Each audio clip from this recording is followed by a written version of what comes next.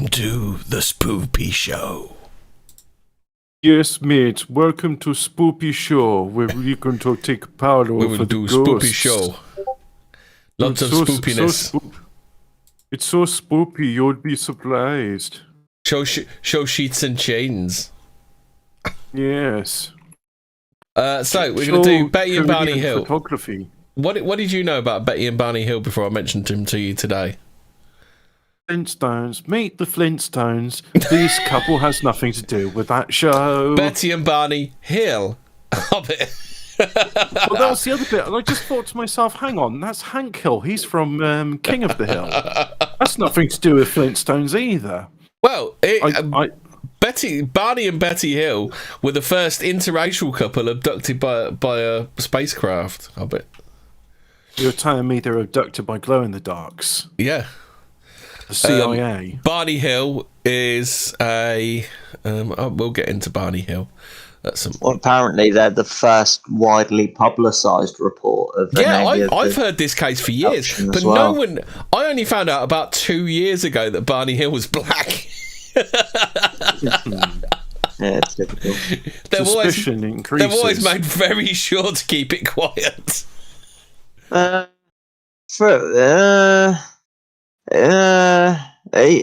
He's more mixed race than he is black. Yeah, he's not blick. Like this is a black and white photo, and he's basically white. He's not a bluey black then.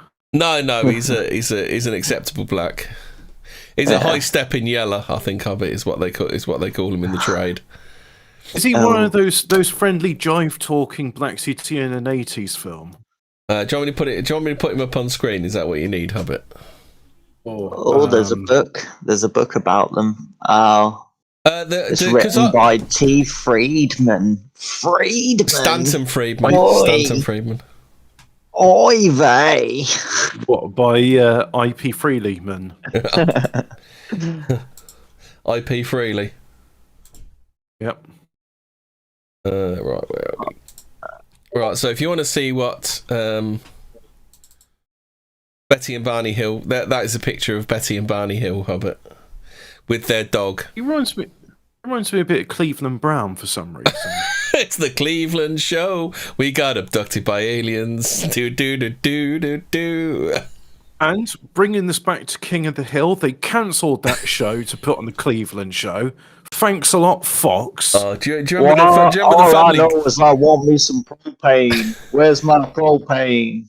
Do you remember that? Do you remember when Cleveland returned to Family Guy, they just give him loads of shit about his show getting cancelled? That show was shit. It was shit. Like Cleveland's a good character when he's with the others because they all sort of bounce off each other. But when it's just Cleveland, it sort of just it hits stale. It hits dead air. A bit like Trailer Park Boys, where the less they show of Bubbles, the better. Yes. So anyway, Betty and Barney and Betty. It says Barney and Betty in this thing, but all the always called them Betty and Barney. I don't know why. They're an American couple who claimed they were abducted by extraterrestrials because obviously there's no such thing as outer space. No. So there you go. That's it. Sorted. All done. We know it's fake because they said they were abducted by aliens. Yep. See you next week, folks. Yeah. Bye. Tune in. Same spook time. Same spook place. Same spook times. Same spook channel. Right. Shall I go to my book for the Betty and Barney Hill? Shall I get my big book? No. This is my big book of the unexplained. Oh, I was going to say, is it the Children's Illustrated Encyclopedia? No, this is the Reader's Digest one. So I'll read an older thing, and because then obviously this shit just gets... Did you give us a sports question? Yeah. I got to find out. I love old-timey books, because you have to look through stuff and try and find where they are. I saw you had... what was it now? It was... the book of conspiracies, and the conspiracies had like blood dripping text on it. Yeah. I really need to really do need to get round to fucking reading those. It reminds me of one of those Goosebumps novels. Yeah, I've got another one. I've got like a nice big one. I've got a nice big one that's got loads of really nice pictures in it, like one of those coffee table jobs. Jump in the night and say, "Ooh, ghouls, ghastly, ghoulish things." Sorry, I'm in a bit. I've been enjoying. You went a bit Peter Lorre then, Lorre then.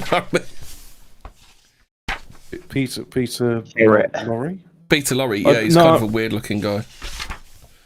I've been listening to Phil's stream prior to this, so just been very quite excited. This is quite good because all the events seem to be done in chronological order, I think, so I should be able to find them. So I'll read it from here because I think this was a better version of it, and then we can like go from other sources.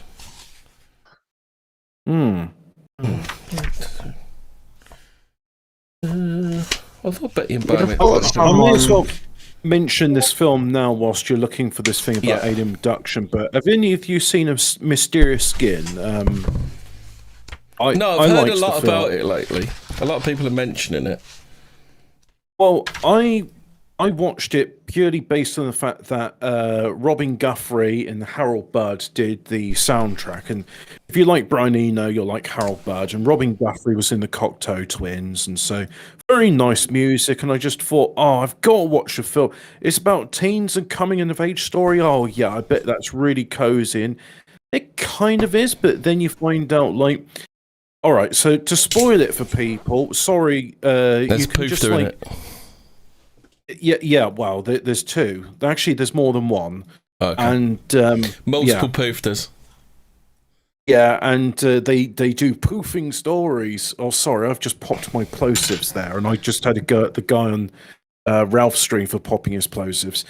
One of the poofs thinks that he's been abducted by aliens because he keeps getting these like weird like nosebleeds and. He doesn't realise his past trauma is actually you got nonced by the baseball coach. Yeah.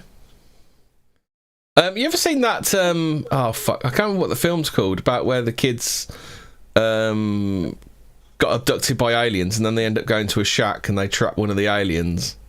You ever seen that one? It's not Flight for the Navigator, is it? No, it's like that, really but creepy. If it was really nasty. Oh, okay, because Flight of the Navigator, I watched it recently and I was like, this film's actually a lot creepier than what I remember. Yeah, that's child abduction. Yeah. I'm trying to find an original newspaper clipping for this.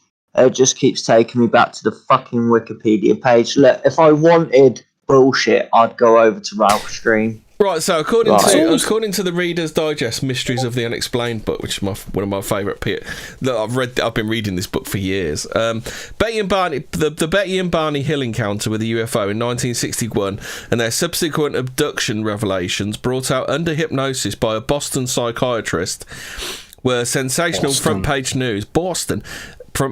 And the subject of books for several years.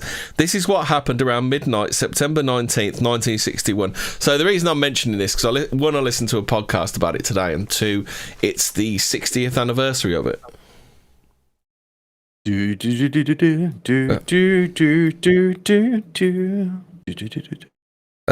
Betty and Barney Hill were returning to their home in Portsmouth, New Hampshire, after a vacation in Canada. They were driving south on US Route 3 and had just passed the village of Lancaster when they saw a moving light in the sky. Stopping the car and getting out, they noticed the object was moving on a very erratic course. They then drove on, stopping every now and again to check the moving soundless light.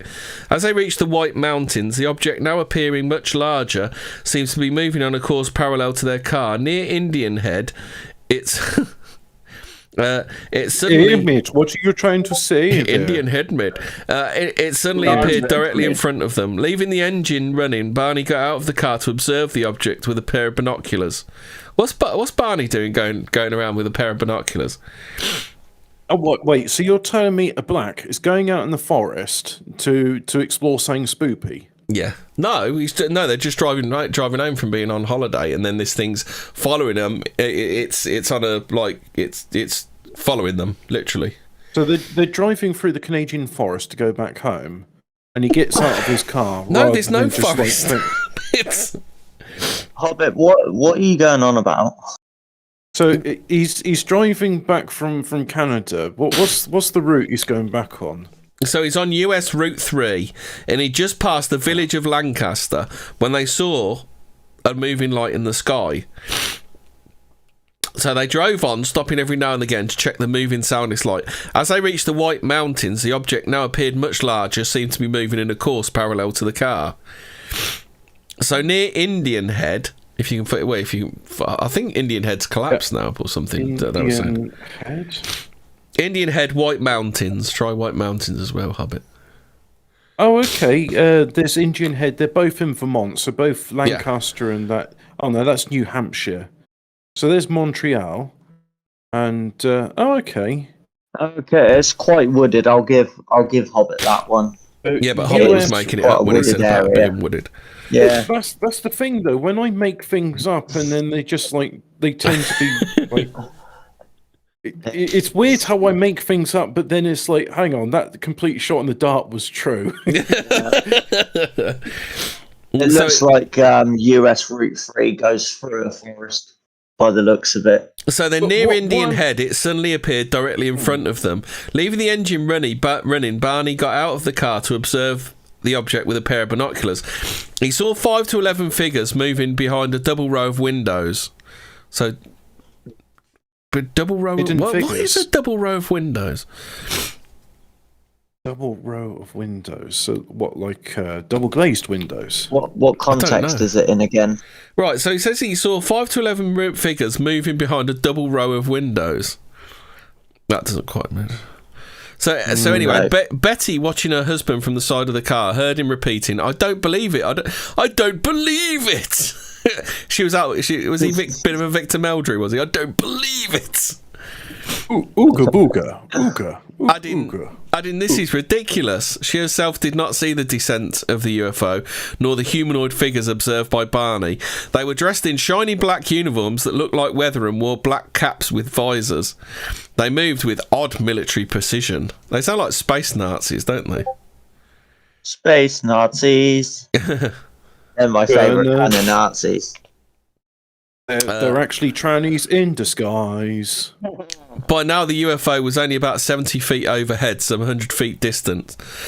Barney dashed back to the car, yelling, "They're going to capture us!" Pushed down the gas pedal and drove and drove off as though possessed.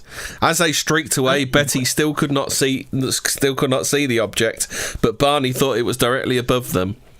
Suddenly they heard a beeping noise like the sound of a tuning fork. Then they felt very drowsy. A beeping noise like the sound of a tuning fork? Beeping is in quotation marks. So they're saying... Well, this is 1961, Hobbit, so they didn't really know what a beeping was, I suppose. Beeping noise like the sound of a tuning fork. I mean, the tuning fork makes a long, continuous tone. It wouldn't be very good if it was beeping.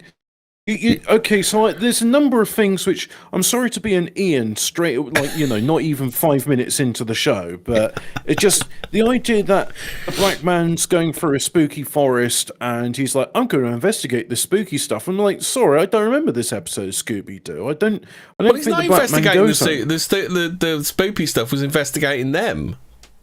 Yeah, but like I'm saying, why didn't he just carry on driving even faster? Like a normal person would.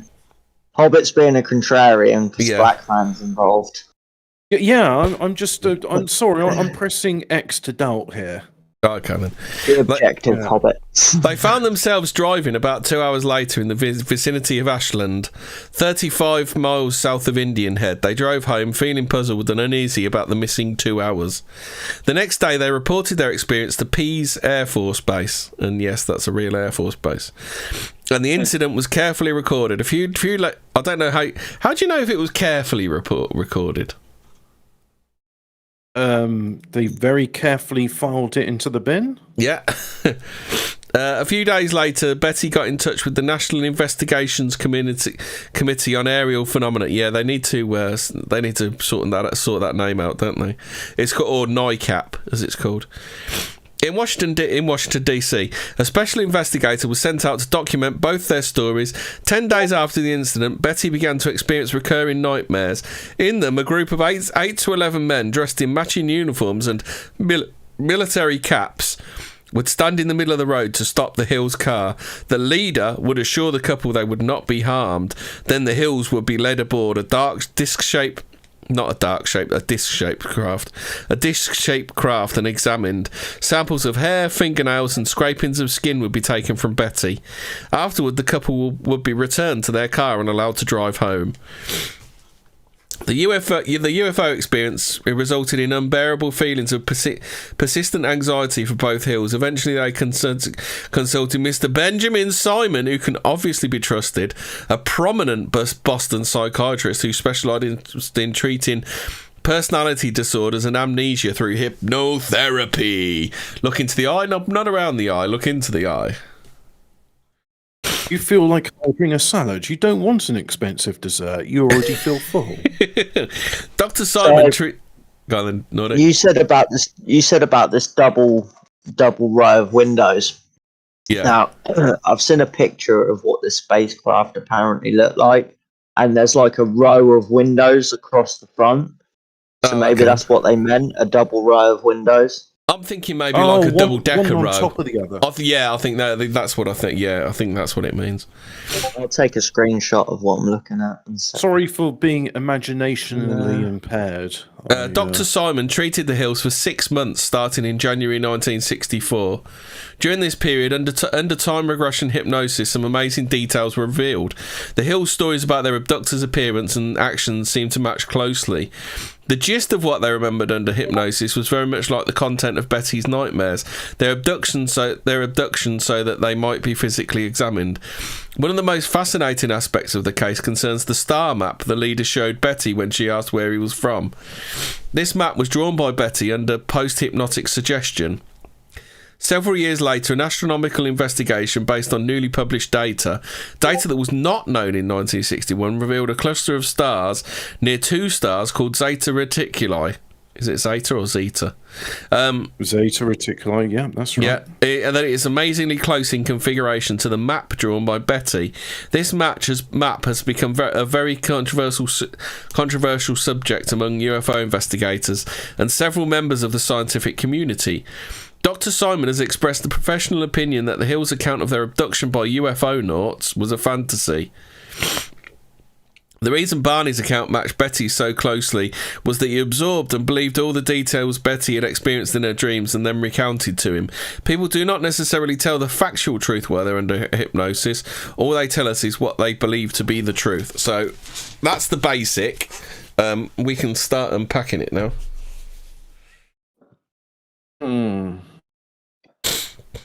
Okay, so they were abducted. They saw military-style men with military-style caps.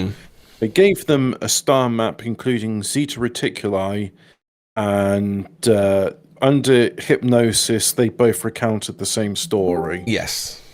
And there's possibly a chance that... I mean, my immediate thing is like, it's 1960s, they're a mixed-race couple...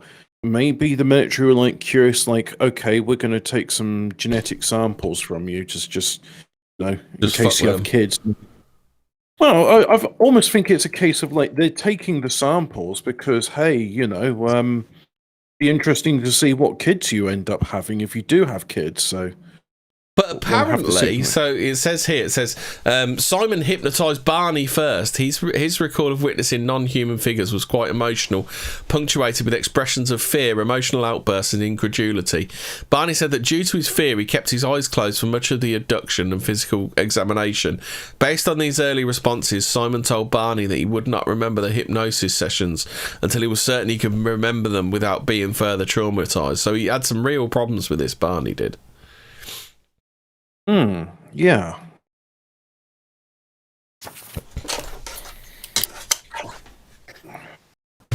Nordic? You guys talking about the possibility of Betty and Barney Hill being abducted by demons instead of aliens, or am I way off?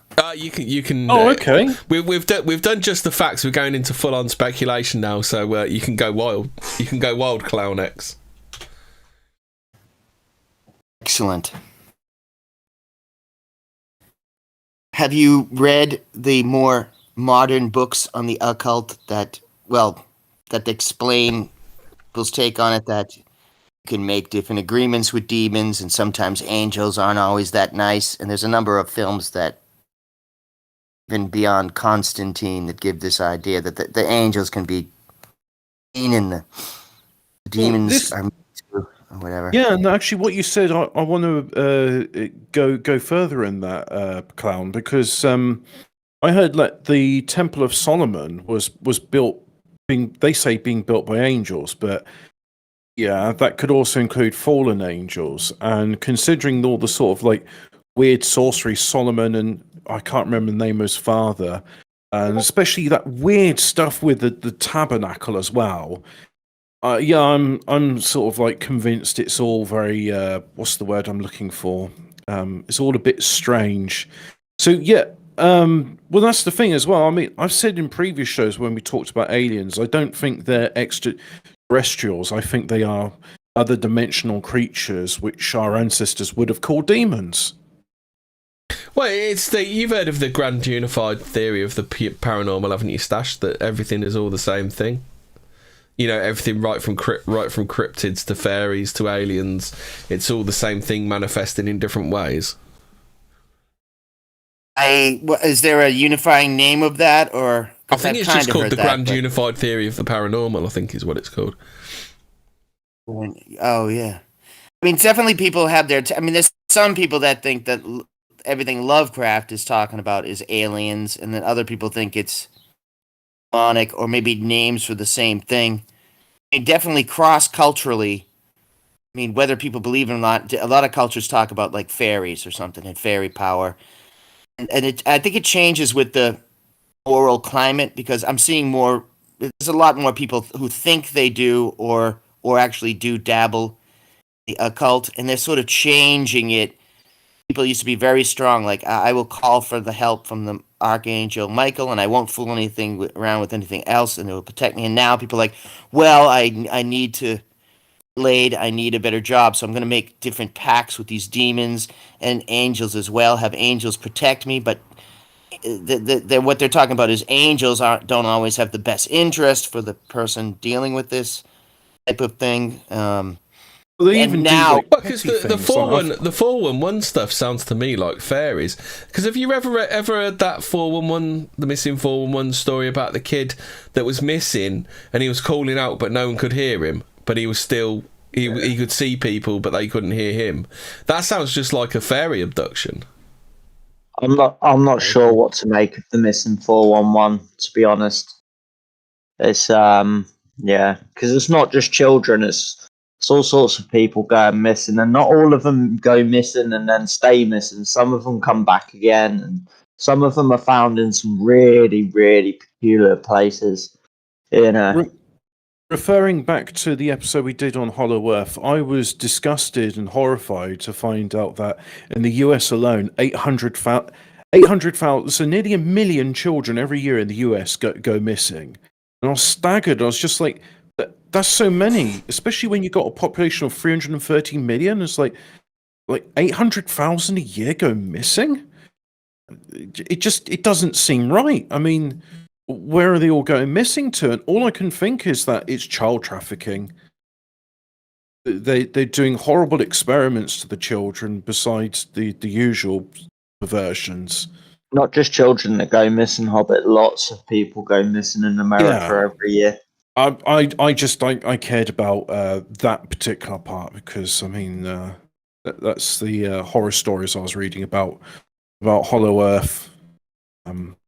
But someone was saying to me, I think it actually might have been Clown X was telling me, like, you heard they're doing World War III Underground at the moment. It's like, yeah, I was actually covering that in the Hollow Earth episode. That is interesting. Also, there's some horrific stories that are maybe reported once or kind of total, or the identity of the attackers is all eliminated in the stories, so they're made to seem more benign. That sort of ties into the disappearance thing, you know, or you know, like like you can't even mention certain effects of and a certain event going on now. You get your channel, shut up. The same thing. There's an enormous amount of murders and disappearances, and they are solved. The culprits are not revealed or properly. Or it's everything on who puts emphasis on what story. Mm-hmm. I'm just looking at the numbers for the UK, and 2016 to 17 financial year, you had total number of missing calls, 300 England and Wales, 387, 930. Then in the next 2 financial years, 17 and 18, you've got 405, 798 go missing. So in our country of 60 million people, there's like 500,000 going missing a year. Around about that. 2019 to 2020, 359, 240,000 people go missing. So, and children, for you Hobbit, children, 112,853 children are reported missing every year in the UK. That's insane. Yep. How about when they kind of made fun of people, who went after the thing that they came up with the clever thing to call satanic panic, and they said, well, this has all been debunked, and they maybe whip out a few stories that were, and sort of do you remember that FBI flub in? Do you remember that FBI flub in the McMartin case, where the FBI accidentally revealed there were tunnels under the McMartin preschool? Oh, really? Yeah. Yeah, and there's been a lot of people that have come forward that have said on a different topic totally, but that the Bureau tried to mess with their young sons or whatever, and turn them into shooters or killers, and sort of interviewing them, like a lot of people don't know. Feds came to see Adam Lanza, the Sandy Hook shooter. Yeah. Yeah, he was known to them. Yeah, he was known to them. That's again and again. There was the last 2 big shootings over here in the state. The Bureau Nicholas Cruz was known to the authorities and everything. Every time when they interview him, why don't they ever bust anybody before they do it, like on TV? Or take their guns away. Yeah. They're all quick. Instead of supplying them explosives. You can actually listen to Barney Hill's regressions. Did you want to listen to them? Yeah, let's do that. So kick in your door and shoot your dog when you're an innocent person with guns, but when you're threat. It's 40 minutes long. We'll listen to a bit, see how it goes. Deeper sleep, far asleep, deeper and deeper. Fully relaxed, all muscles are relaxed. You're comfortable, relaxed. You will not be anxious or distressed, but you will remember everything and you will tell me everything. Yes. I think I will stop. And I have not stopped. And Betty said, look, there's a star moving. And I look and I see a star. Funny. But I said, Betty, that's a satellite. We are seeing a satellite. And then I pulled over to the side of the road. And Betty jumped out her side, on her side. With the what year did this happen, Hemi? And this is the 60s. Would they have known about satellite back then? Yeah, they would have done. Sputnik was 1950s. Yeah. Let's get out. It's just the way he said, it's a satellite, Betty. It's like... And I looked toward the sky, and I looked back to Dulcie. Satellite's public knowledge. And Yeah, it says, was it? As a testament to just how frightening Barney would find the strange eyes, these equally strange men under their face. Throughout the hypnosis sessions, whenever the interview would whenever the issue would come up, you cry things such as, "Those eyes, they're in my brain, and all I see are those eyes, they're just there. Perhaps most unnerving, they're just close up, pressing against my eyes." That's unpleasant. Yeah. It's an airplane. You can see, I think, you can see the rows of windows. And it is... Yeah, see the rows of windows, that makes sense from the drawing. And yeah. I tell Betty this. And give the binoculars back to her. And I am satisfied. And I drive, and Betty is still looking, and she says, "Barney, that is not a plane. It is still following us."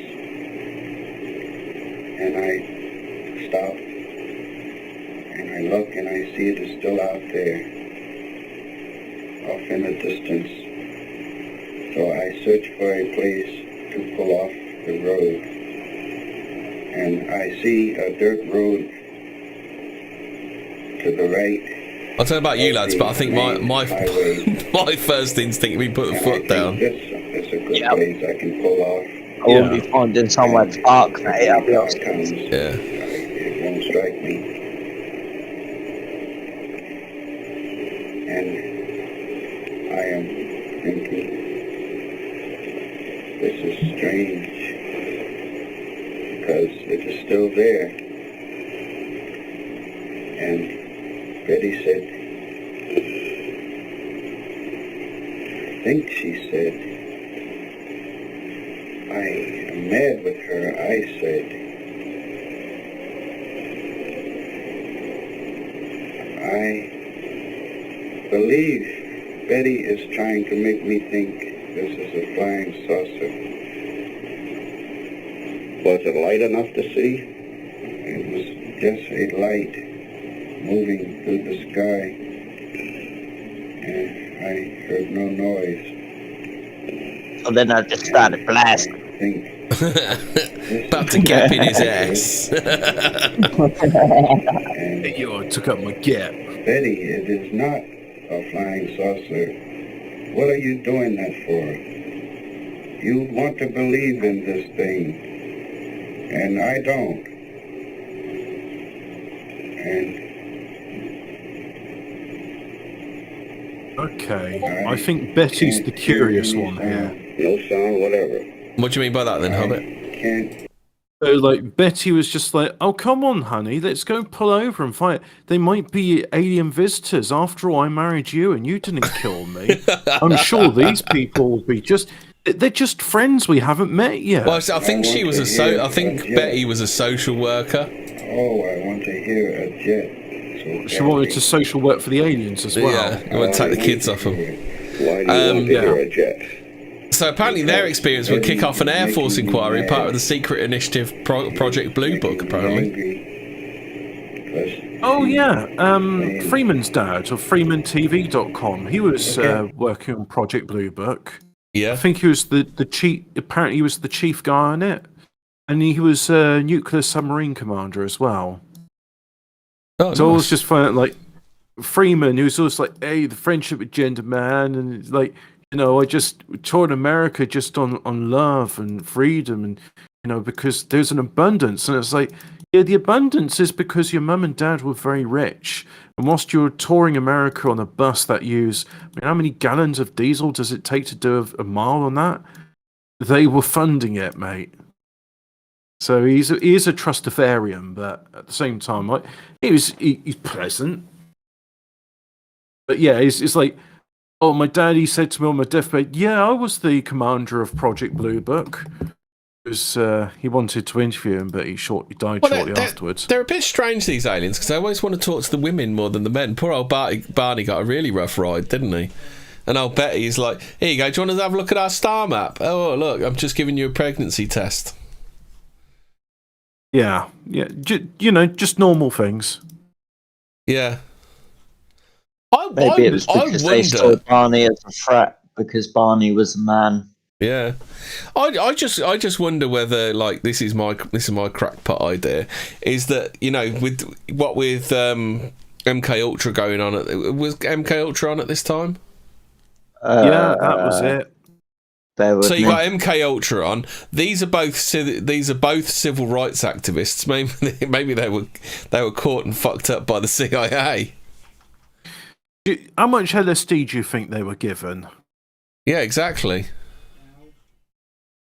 Or the LSD. Can I have some?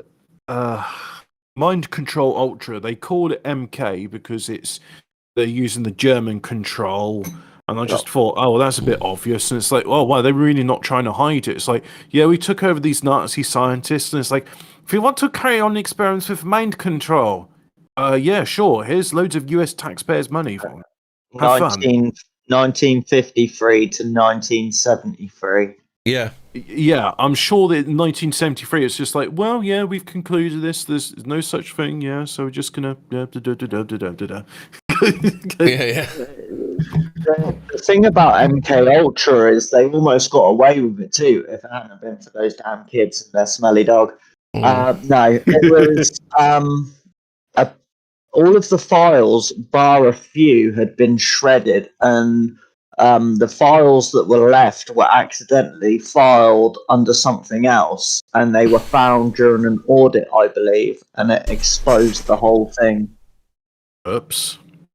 Yeah, but like Hobbit said, they claimed they failed, and anyone that knows anything about science knows that they don't declare defeat. They never declare defeat. If anything, just because the climatologists haven't proven global warming doesn't mean they stop. They just rebrand as climate change now. Well, they always just keep trying and keep trying and keep trying. That's what science does. It just keeps trying until they prevail. Or until the grant money runs out. Well, scientists always say, can we? They never say, should we, do they? Exactly. Just to reiterate that point you made there, so Manhattan Project's going on, and they're like, we're not actually sure if this atomic bomb, if it goes off, if it will cause a cascade reaction in the Earth's atmosphere and cause all of the Earth's atmosphere to ignite into fire. So what should we do? Well, let's go ahead and test it. Yeah, see if let's our hypothesis. Let's test it. If your hypothesis is right, then we all die. Yeah. Yep. Science. Also, like the Large Hadron Collider, that when they were building that, there was talk about whether that would actually create a black hole inside the Earth's atmosphere, and they were like, fuck it, turn it on. Worst that can happen is we all die. Yeah, the worst that can happen is that all reality gets sucked into a black hole, but, let's go for it. Personally, I think that all they're doing is they're just opening up a portal into hell. Yeah. But anyway, back to the definitely not mind-controlled victim couple. Just so you know, so this was 61, so Barney Hill died in, I think, 69 with a brain hemorrhage. Oh. Mm-hmm. Yeah. Any autopsies? I don't know. I don't think the Barney Hill autopsy is a famous one. Autopsy. I can't spell. And then Betty died of cancer, but she lived to the 80s, I think. Well, if you're 80 years old and you're getting cancer, it's like you've had a good innings, haven't you? Yeah, I think she's done right. Blimey, it was only 46. Alien abductions recently, have there? Have you noticed that all of the sort of alien abductions, they all sort of happen around that period that is sort of like the late 50s up until sort of like the 70s and the 80s? Do you think it was just hysteria? Like some people had been kidnapped by the CIA, this alien sort of topic had got out there, and people were sort of just making it up as they went along, because you know what people are like. People want some meaning. There's a correlation between the atomic bomb testing and the actual sites, and I did a whole thing on that it did, in terms of demonically, that Hobbit was talking about, it excited these shades that are like on the other side, speaking magically, like it excited them, the testing, and they have increased since the testing, and they tested the main first one in a very significant occult site, the Trinity area, Truth and Consequences, New Mexico. Yeah, a lot of weird. They always do these strange things that mean nothing to the ordinary person, like test the bomb near Truth and Consequences, and of course, it's done. I think it was done on a specific date, and it's not an exaggeration to say that started at the 33 parallel and different weird things. I've even heard these stories that certain murders that are psychodramas that affect the psyche of the public are done on certain days, and actually people think they even have these popular commercials that mean something to them but not to other people, like a magic this is stuff. The thing, like when people start rolling their eyes at numerology, it's like, no, he's going about numbers again. It's just like, it doesn't matter if I don't understand it or if you don't appreciate it. It seems to be they're always doing things on numerically auspicious dates. I think they do it just. Yeah. I think they do it to wind people up, personally. Oh yeah, I mean, psychological warfare is part of it, but that still doesn't detract from the fact Well, that... as I've said many times on this show before, it doesn't matter whether you believe it or not, they believe it, and that's what matters, isn't it? Yeah. That's one of the reasons why I became Christian again. Or was a lapsed Catholic, and it's like, I can not believe in God, but they really seem to believe in the devil at this Bohemian Grove thing. So, yeah. I thought that was the faggiest thing that Nixon ever saw, wasn't it? Well, yeah, that's what he said. Fucking love Nixon. Nixon was what? So, why do you think Nixon was stitched up then, Clown X? What I've heard is definitely part of it was he was interested in getting off the fiat money system. Legitimately, he was everything he's done isn't normal impeachable stuff, is it? He got stitched up, didn't he? Nixon did. No, I mean, yeah, I mean, it's the reality of what was behind Watergate was strange. I've always thought it was strange that, for instance, they accused him of being nutcakes all the time, but George Will, E. Howard Hunt, you were talking about intelligence guys that they had a lot of experience. They had overthrown governments and stuff, and then they fuck up that they can't break into some shrink's office in the Watergate burglary. It was just, a lot of people like to say, oh, military intelligence is a whatever, and the CIA is stupid at this stuff. But they know how to oxymoron, yeah. They know how to pick a lock and this and that. It was, I think they were probably to an unknown degree playing a role in the downfall of Nixon themselves. And E. Howard Hunt took the secret to his grave. His son has recently written a bunch of novels that kind of put more light on the stuff. He got impeached for recording conversations in the Oval Office. I mean, give me a fucking break. As if no one fucking does that anymore. As if he was the only ever like George Bush. Yeah, is going in with no weapons of mass destruction, and your guy. Who was eloquent talking everybody in. I always think that Tony Blair did the talking because Bush. Well, Tony Blair does. I think we need to do a show on this. But Tony Blair does the neuro-linguistic programming, doesn't he? That's why Tony Blair talks like this. He talks quite rhythmically, doesn't he? Are you telling me that Tony Blair talks a bit like Mark Collett? Yes. Tony Blair. He talks a bit like this, doesn't he? And it's quite rhythmic. Old Barack Obama does it too. Yeah. Right? They both. Yeah.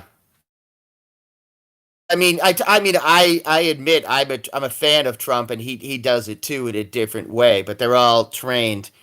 I think President Jimmy Carter didn't do it. Oh, Jimmy Carter was just a joke, weren't he? I think the very clever thing Trump did was a lot of people go and ah when they're talking, but Trump never did that. Yeah, he would say very, very, and he would use lots of like words he's repeat. Huge. He's going to be huge. He's going to be huge, guys. And that was a good technique. I mean, it worked for the guy. Can't deny that. He speaks somewhat like, I don't know if you guys have the talk show host Michael Savage. Yeah, I've listened to a bit of Michael Savage. He'll be like, that's number one. You know, and Trump always moves forward, and you know he does not say any negativity. Everything's a superlative. You know, this is the greatest. I am the greatest. I don't think it's the worst thing for a country that's kind of the decline in a lot of ways. You know, what's the Carter and Peanut thing? Because I've always seen the Carter and Peanut joke, and I've never really got it. He was a peanut farmer. Ah, right, okay then. He was a peanut farmer, but he was some kind of genius in the Navy. Brucey Kibbert said it's political RP the way they talk. It's different to that, isn't it? Because apparently wasn't Jimmy Savile was also a speaker of NLP, wasn't he? Some even say he was a magician, don't they? Well, you know, the now then and stuff like that. It's all programming. How's about that then? Now then. How's about that then? Pot pickers. So, is that a bit like abracadabra? Yeah, I suppose so. Yeah. I used to think that word is a joke, but apparently it's of huge significance to the magicians, and it's supposed to have this super vibration or something like that. It's a very significant word. It's also is it a palindrome? Is it? It's the same backwards as it is forwards. Yeah. It also forms a triangle somehow. Yeah, that's right, because there's like and you can spell abracadabra in a triangle, and they're war as amulets. And if you had it with the triangle pointing down, that was to dispel negative energy. If you did it with the triangle pointing up, that was to create things. And I thought, oh, I see. So the feminine principle, she's discharging the bad stuff, and the male principle is generating good stuff. Okay, yeah. All right. Yeah, that's exactly as the triangle is the female. King Edward said Jimmy fixed power. Yeah. King Edward said Jimmy fixed it for me to meet Rolf Harris and milk a cow blindfolded. Don't think about that. Don't think about that joke.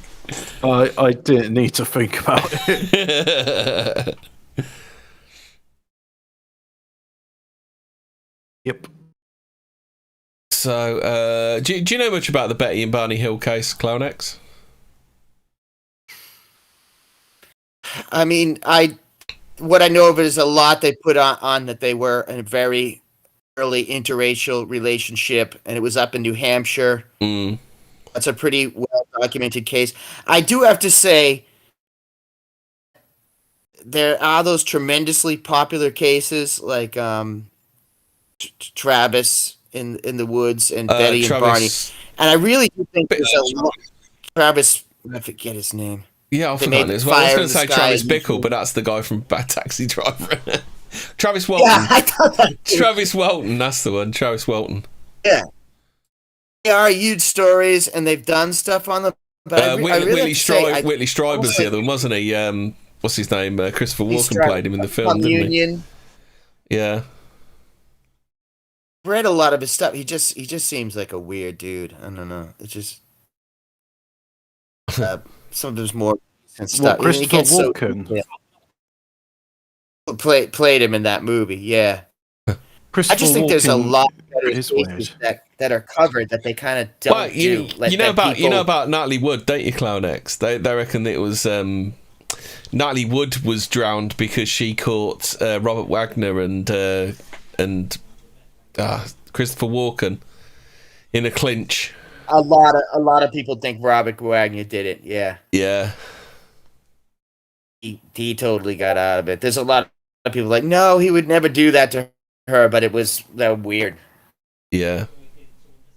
The whole Hollywood thing, like that Nexium cult or whatever. I mean, it's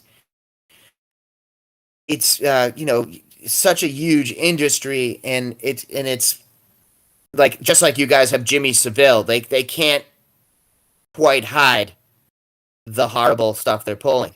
I think. How about this? How about this theory then? Every now and again, they throw a sacrificial lamb out there to make it seem like they're actually doing something about it when they're not really. What, like a few scraps of meat for people to fight over? Yeah.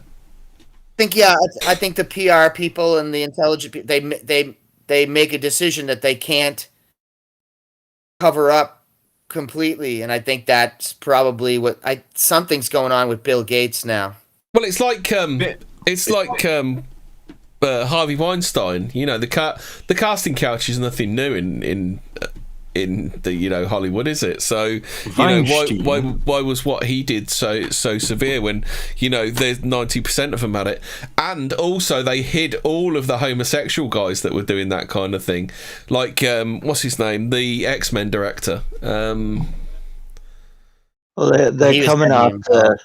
They're coming after Gates because they're clearing up the Jeffrey Epstein connections.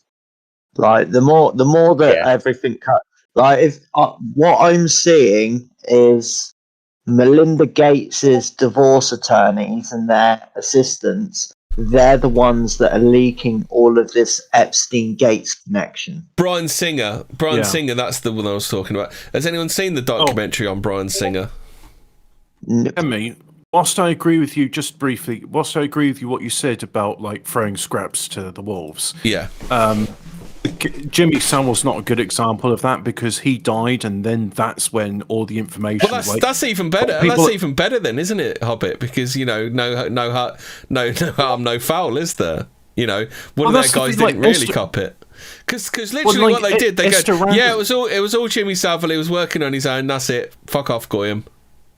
Well, it was just even the case like Esther Ranson going, oh, yes, I knew about it for ages, but I didn't say anything about it because I'm a cunt. Yeah. Well, she's not a cunt. She's something else begins with K, isn't she? But, yeah. I think there's a lot to what Nordic is saying about the fallout from fighting, when powerful people fight. And I think that a lot of what happened, not talking about the morality of any certain person, was revenge for the tremendous loss of money in 2008 by fat cats. Yeah. Like the Kushners, the Trumps. They got really pissed, and they attempted to do something about it, and that's probably why Trump got in. He had some powerful people that were pissed, and just like Melinda Gates' attorney, I mean, Gates is huge, but she's now based on being married to him, she's a whale now. Yeah. Like Nordic is, that's right, the attorney. Yeah. And this could be also, still the people in Trump's camp are pissed, and they're doing, and it's just a battle that continues, so. Yeah, I think there's also a huge amount of people pissed off and going to do something about the CB19. Sorry. No, it's okay. I was going to say, I saw a meme the other day was saying, like, things are so bad right now with the government that they're releasing information about UFOs and nobody cares. Like this thing, I'm getting back to the subject of this couple being abducted by aliens. Would it really cause worldwide panic if they're saying, oh yeah, aliens are real? I mean, the thing is, I've long suspected they're real, and then now I've come to the realization that actually they're not extraterrestrials, they're demons, which our ancestors warned us about. Well, they could also be extra-dimensional. They could be jinn, or I don't know. Do you think jinn are demons? Well, they're all fallen angels. They're creatures which are intelligent. Some of them more intelligent than we are, quite devious, and not to be messed with. Like, if you read all the stories of fairies, not all of them are nasty, but they definitely do not want to mess with a fairy. Yeah, but you were on our fairies when me and Zero did fairies. Were you on that episode?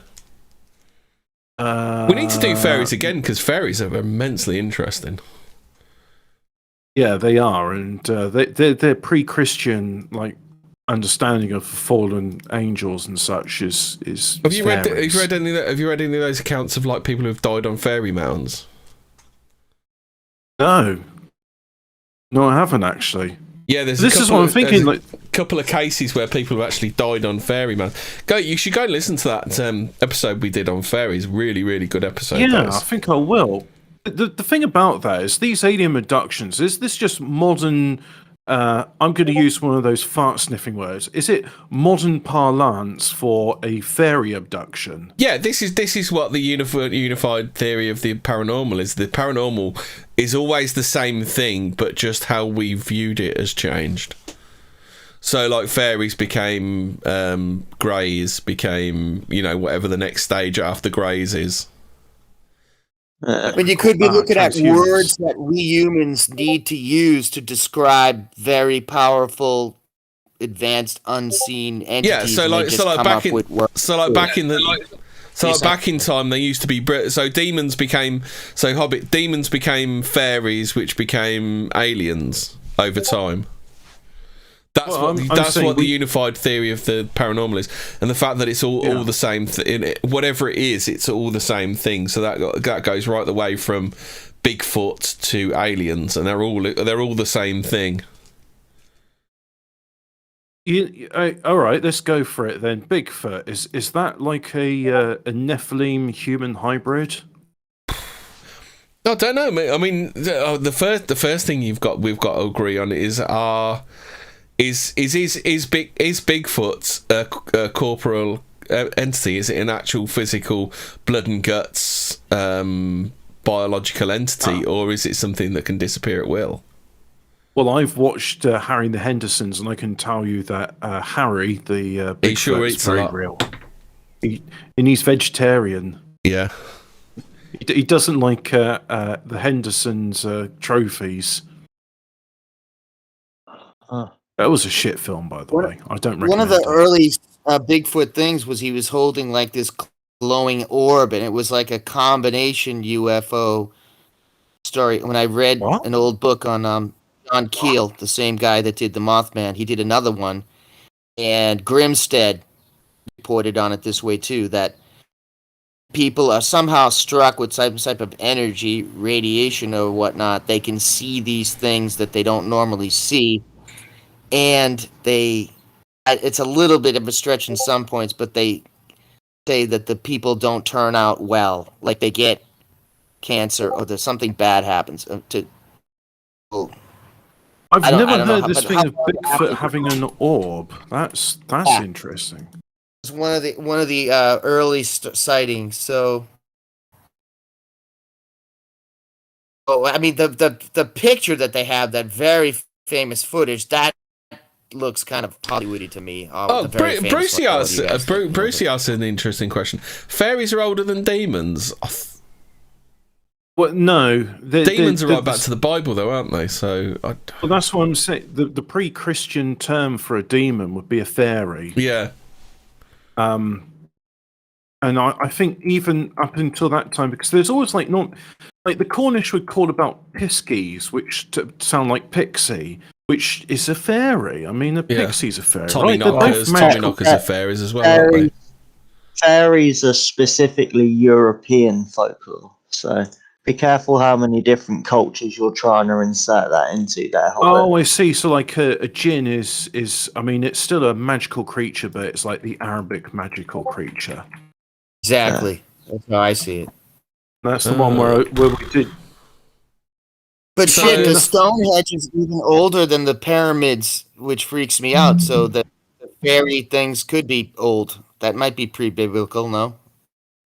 They always underestimate how old Stonehenge is in comparison to the pyramids because of the desert look and feel. I've always thought that, but I've read that it's even older, and they kind of suppress it.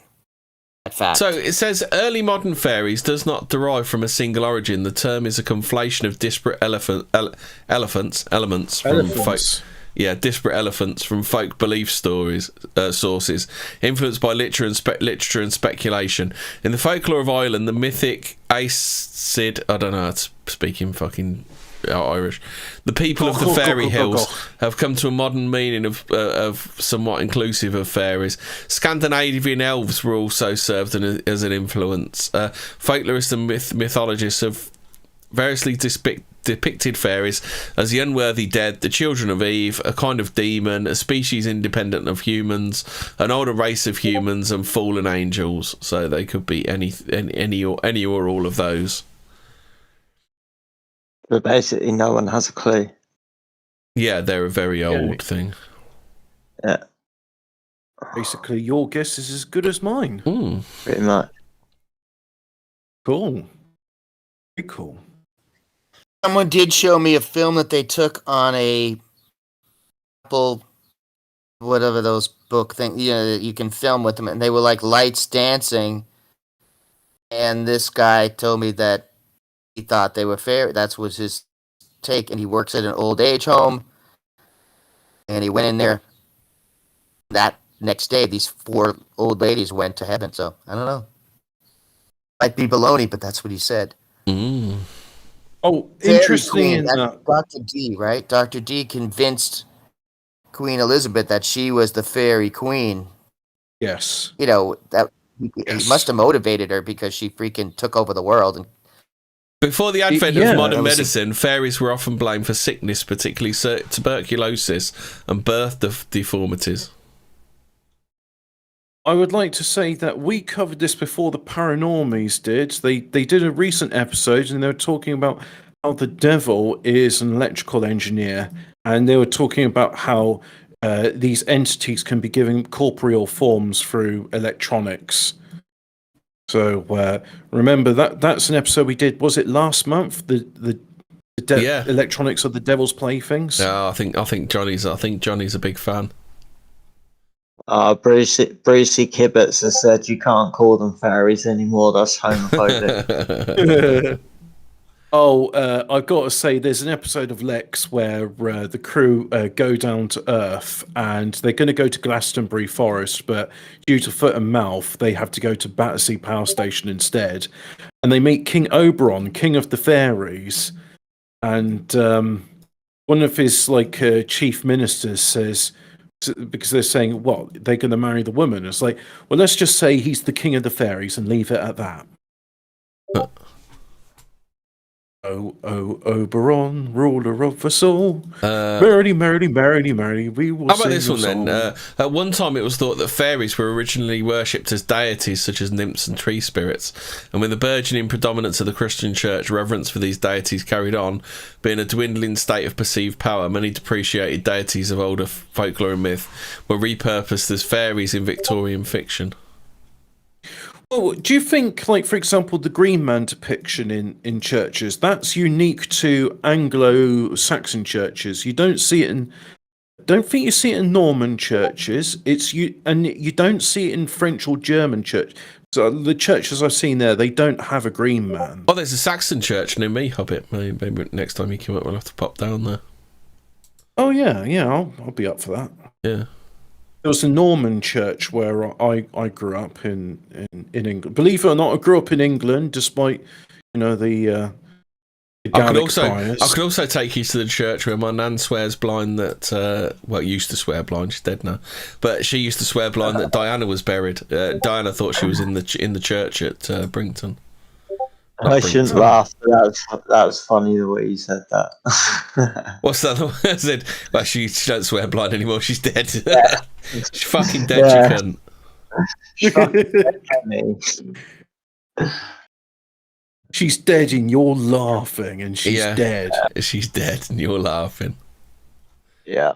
She buried on some island there or something? With a temple? Apparently that's, according to my nan, that's absolute bollocks. And she was in the local church that's down the road.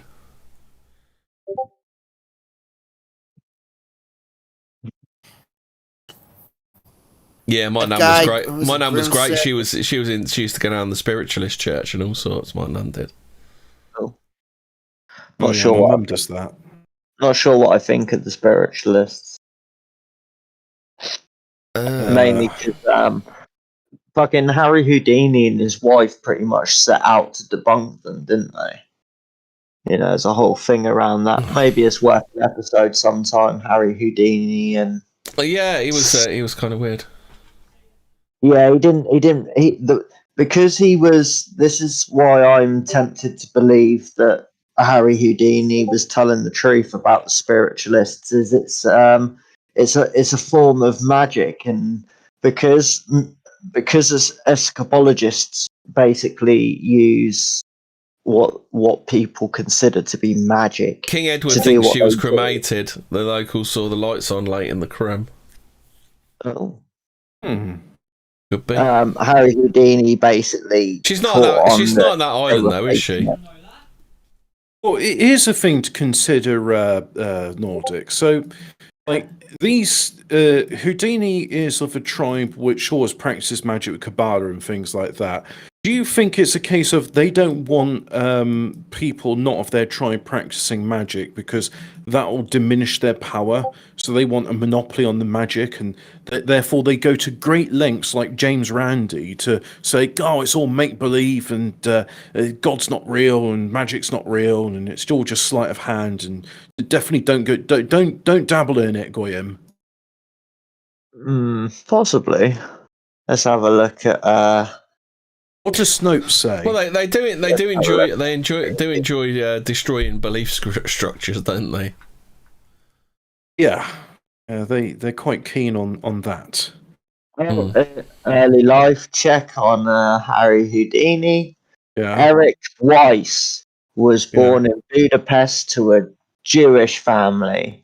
His parents were Rabbi and Mayor Samuel Weiss. So his dad was a rabbi. Yeah. Oh, so you mean he's good American stock then? Yeah. So you could actually, you might have something there, Hobbit. Well, I was immediately thinking of James Randi, and I thought to myself, "Oh, Harry Houdini sounds he was doing a bit of a James Randi in his later life, like saying, "Oh, there's no such thing as magic." Well, not only that, I knew Houdini was a made-up name. What is Houdini supposed to mean? Don't know. Is it like is it supposed to be usually means doing a disappearing act, doesn't it?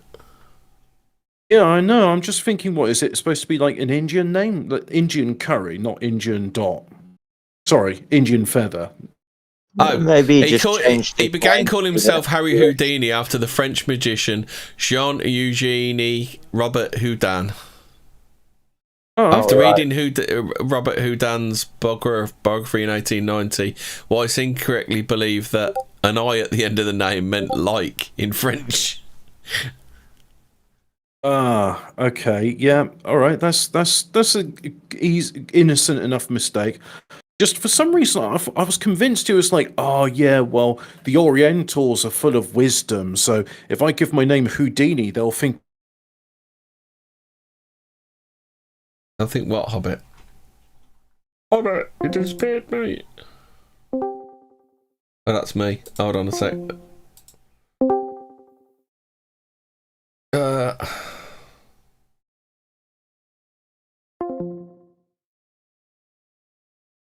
You can hear some booping in a sec.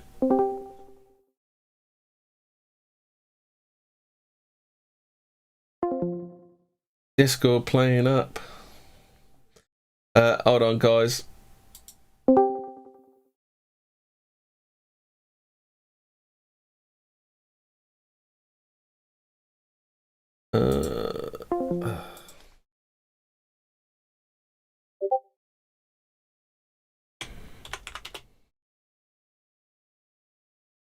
Log on to call.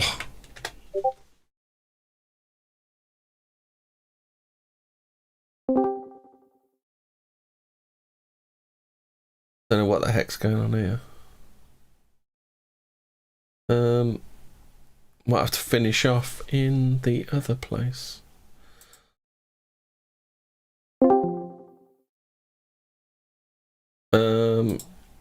Oh, this is handy, isn't it? This is just what you need.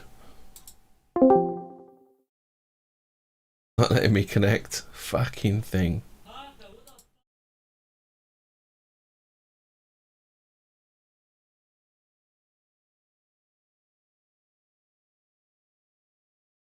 Oh dear.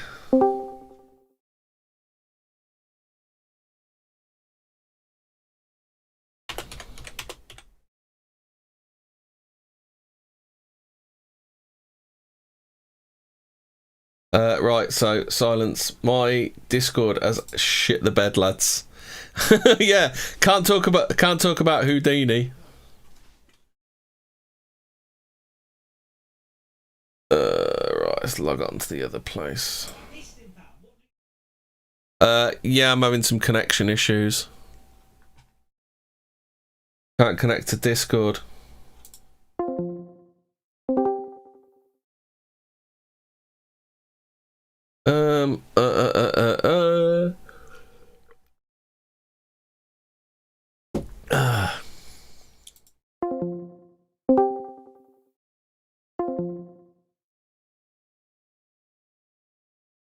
Looks like I'm having some internet issues.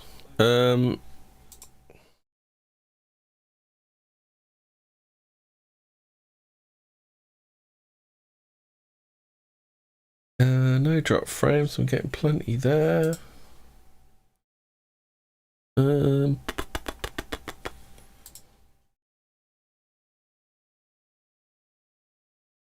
Okay, interesting.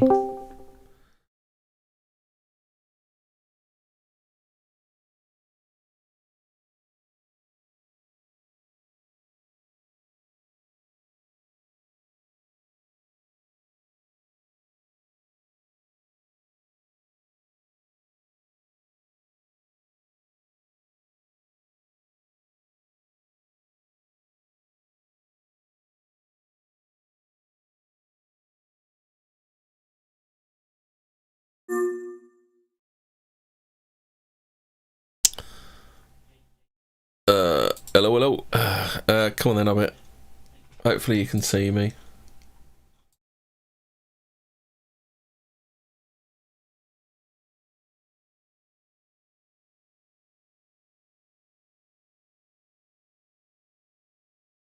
Hello. Hello.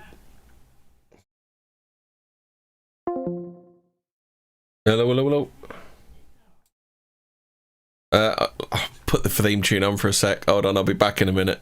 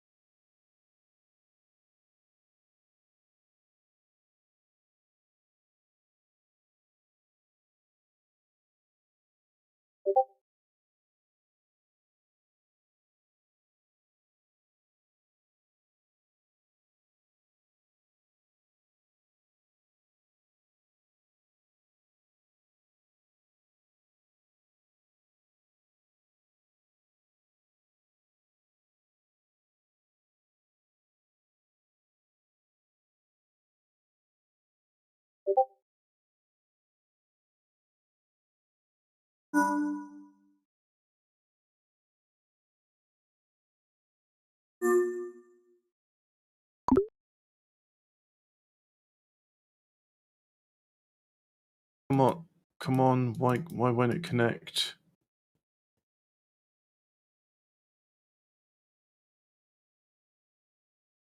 Oh, because I'm already... Hemmy's in the same room as I am, but you're muted? No, I can mute you.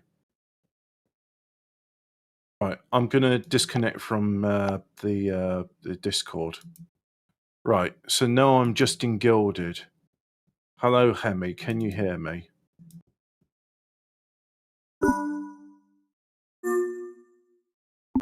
Hello.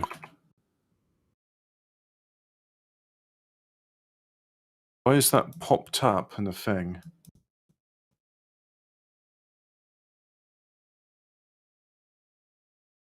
I'm saying something, but I don't hear it. Oh, yeah, okay, let's choose the input devices, get them all set up right. An output device, make it speakers. Right, hello, I should be able to hear you if you're saying something. Test the microphone. Yeah, that's working. Hello, that's it, I'm back. Oh, there we go. Oh, that's bright and loud. Yeah, I know, it's beautiful, isn't it? Okay. Okay, so we can continue. Anyway, what I can't even remember what you were saying when I lost you. I don't know what happened. We were talking about... I just can't get back onto... Oh, Discord's working again. But we're here now anyway, so... Oh.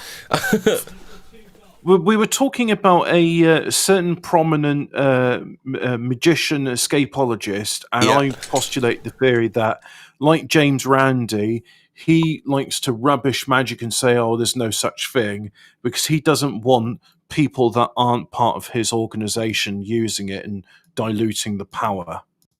So that's why he and James Randi do all these skeptic organizations and yeah. Right, can everyone hear? I think everyone can hear me now, can't they? I can hear. Oh, and I could hear something in the background. Was that from you? No, everybody's yelling in the house. Ah, I see. There we go. Everybody's decided they're going to be shouting at 11 to 12. Yes, the microphone. It's your microphone gain's good, but anyway, let's find out if they can hear us in the chat. So let's see. Hello. Oh, everything's okay now. We've got a confirmation from Alphabet Cat. Anyway, so what were you saying about Houdini? Oh, I didn't want to mention the name in case more things happened. Here we go. Nordics returned as well. Here we go. We're all here. Oh, Clown X. There we go. I had to reset my password. Gaff seems to be displeased with me for some reason. I wonder why. I don't know. I think he's gone a bit top cat now. He's gone a bit obsessed with you. Why? I'm like, out of all the people, I'd say I'm the least interesting. Is Clown X in here? I don't think Clown X is in here, is he? We should be in the Fortean words one. Yeah, you're right, but I couldn't figure out how to join saying, so I was just like, click on. Oh no, I got it. Clown X, right.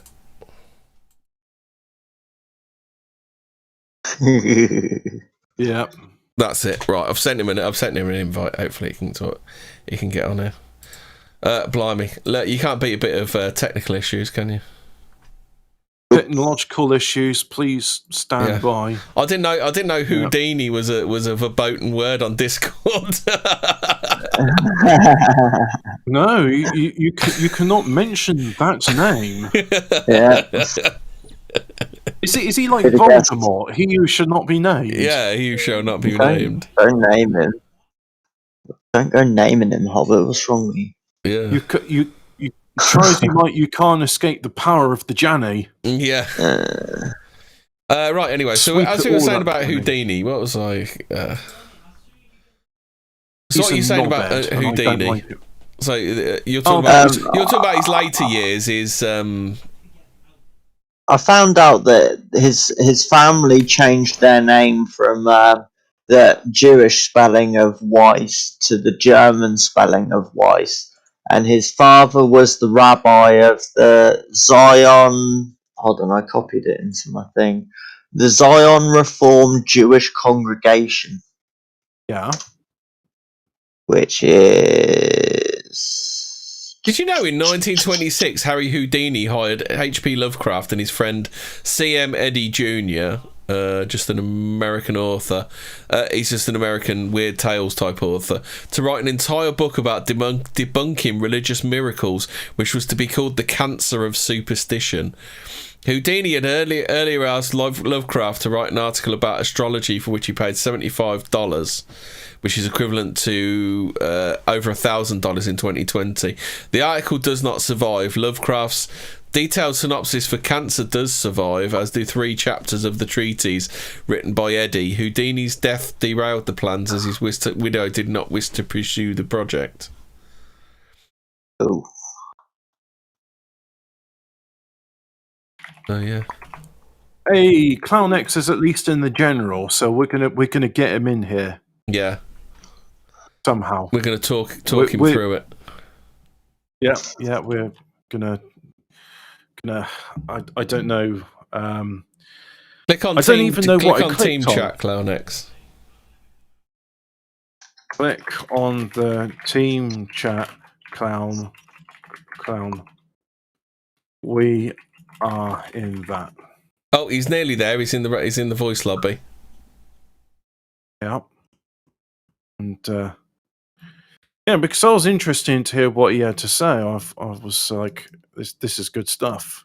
Well, we could go back to Discord now. I can sign back in there. I quite like it over here because the sound's a lot better. I too like it here. No, come on, we've got to start using this thing now. We can't just keep using tranny cord all the time. Yeah. It's even worse, that Pajit cord now, isn't it? Oh yeah, let's just. What is it? All these people just like hiring Pajits to like, well, you know, they've done such a good job of shitting on the streets. We decided we're going to employ them to shit all over our code as well. But yeah, so alien abductions, Betty and Barney Rubble, Hank Hill, sorry. Yeah, do you think they were like military interested in them? Because I think they were still practicing eugenics then. Oh, yeah. I'll tell you, shall we all go into the one Clown X is in? Because I think that'll be a lot easier. Yes, it will. Where is he? He's in the voice lobby. Right, we'll come to you, Clown X. Hello? Clown X, can you hear us?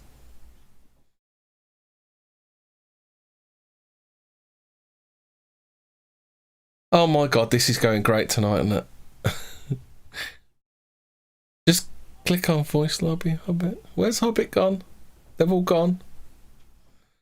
Anyway, Clown X, you need to change your voice settings.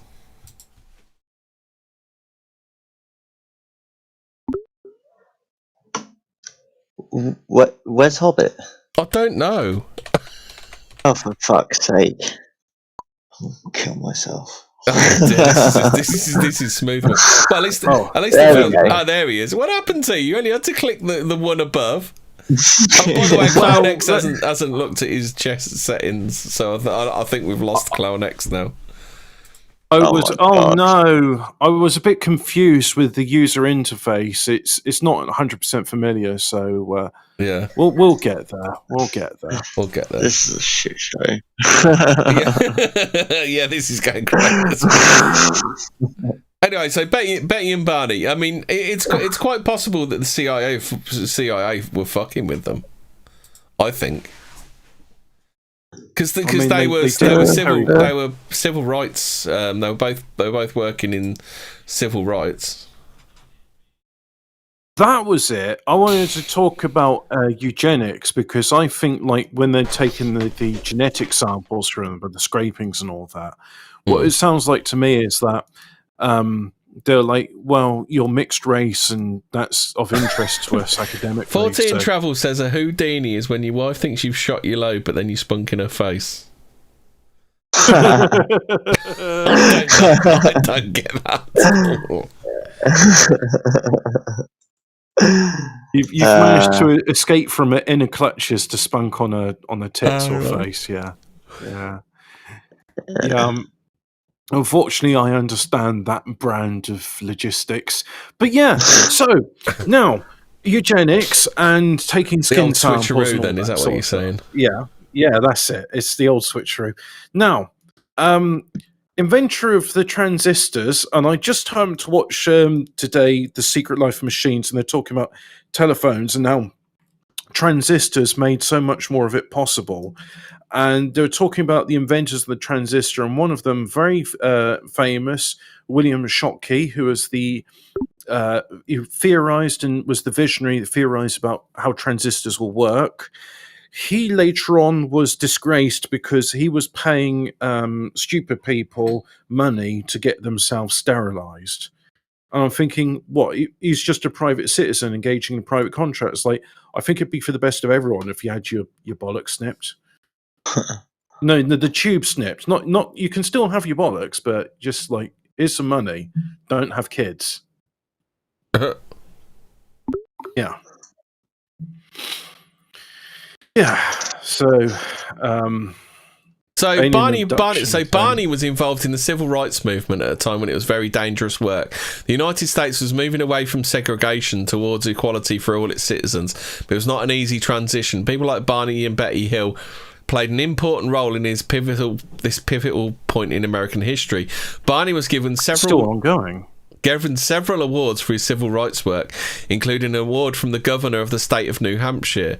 Barney was also invited to the inauguration ceremony of President Lyndon Johnson as a thank you for his service to his country. Citation needed. Lyndon Johnson was a bit of a washout, wasn't he? I mean, he was the one who, like, JFK died, and it's like, I am now the president, and you must obey me. Yeah. So the Hills were respected. Mr. We've secured a nigger vote for the next 200 years. He weren't fucking wrong, was he? Yeah, that's what he said, didn't he? Wasn't wrong. Yeah. George Lincoln Rockwell said that. Aye. So it was not only the Hills' credibility that made their story. So, Kathleen Marden, that's the niece of Betty Hill. I don't think Barney Hill's family are really that bothered. So it was not only the Hills' credibility that made their story believable, it was the fact there is documented evidence that Barney recalled observing non-human entities on the craft when he looked towards it through binoculars as it hovered approximately 100 feet overhead from a field in Lincoln, NH. I don't know what state that is. New Hampshire, isn't it? New Hampshire. Midnight on September the 19th, 1961. They recalled everything but the abduction itself before they saw Dr. Simon for the first time and before hypnosis. Also, their story slipped into the public eye as a result of the violation of confidentiality. Oof. Well, surely Dr. Sheckelstein Simon, is 100% trustworthy, isn't he? His name's as good as gold. Stein. Yeah. Then, of course, there was the physical evidence that has undergone laboratory analysis. I was trying to find it. You used to be able to find pictures of Barney Hill's lesions on his body. Yeah, it's but then weird they were removed for hate speech. I feel so much of the internet has just become like a bait and switch. Like, oh yeah, upload all your books to the internet and then like lose all the knowledge. And well, this is. I mean, we literally. I'm going to have to trot out the most tired fucking analogy ever, but it's like 1984, where the facts are changing before your very eyes, aren't they? Well, yeah, my dad, and he's saying it's not even for like, because he looks into conspiracy stuff, and also be worried one of these days where he'll be. Actually, no, I think he might even be listening to the show sometimes, and yeah. Well, he hasn't had a go at me for it. Okay. What, just this one? No, not this one. But I think he was defending me to my family. He just listens to the 14 words once. He doesn't listen to the JDLE. Well, I don't know, but the fact is, like, I think he's defending me to my family, saying, like, well, look, I mean, Hobbit says these things, and he's got these friends who say other things as well. But at the same time, I can't remember what he was saying exactly, but he's got a right to say these things. Yeah. And he's not advocating for violence. So are you a free speech absolutist then, Hobbit? I kind of am, because I think... Because I think all of our arguments, given equal standing, will defeat all of our enemies' arguments.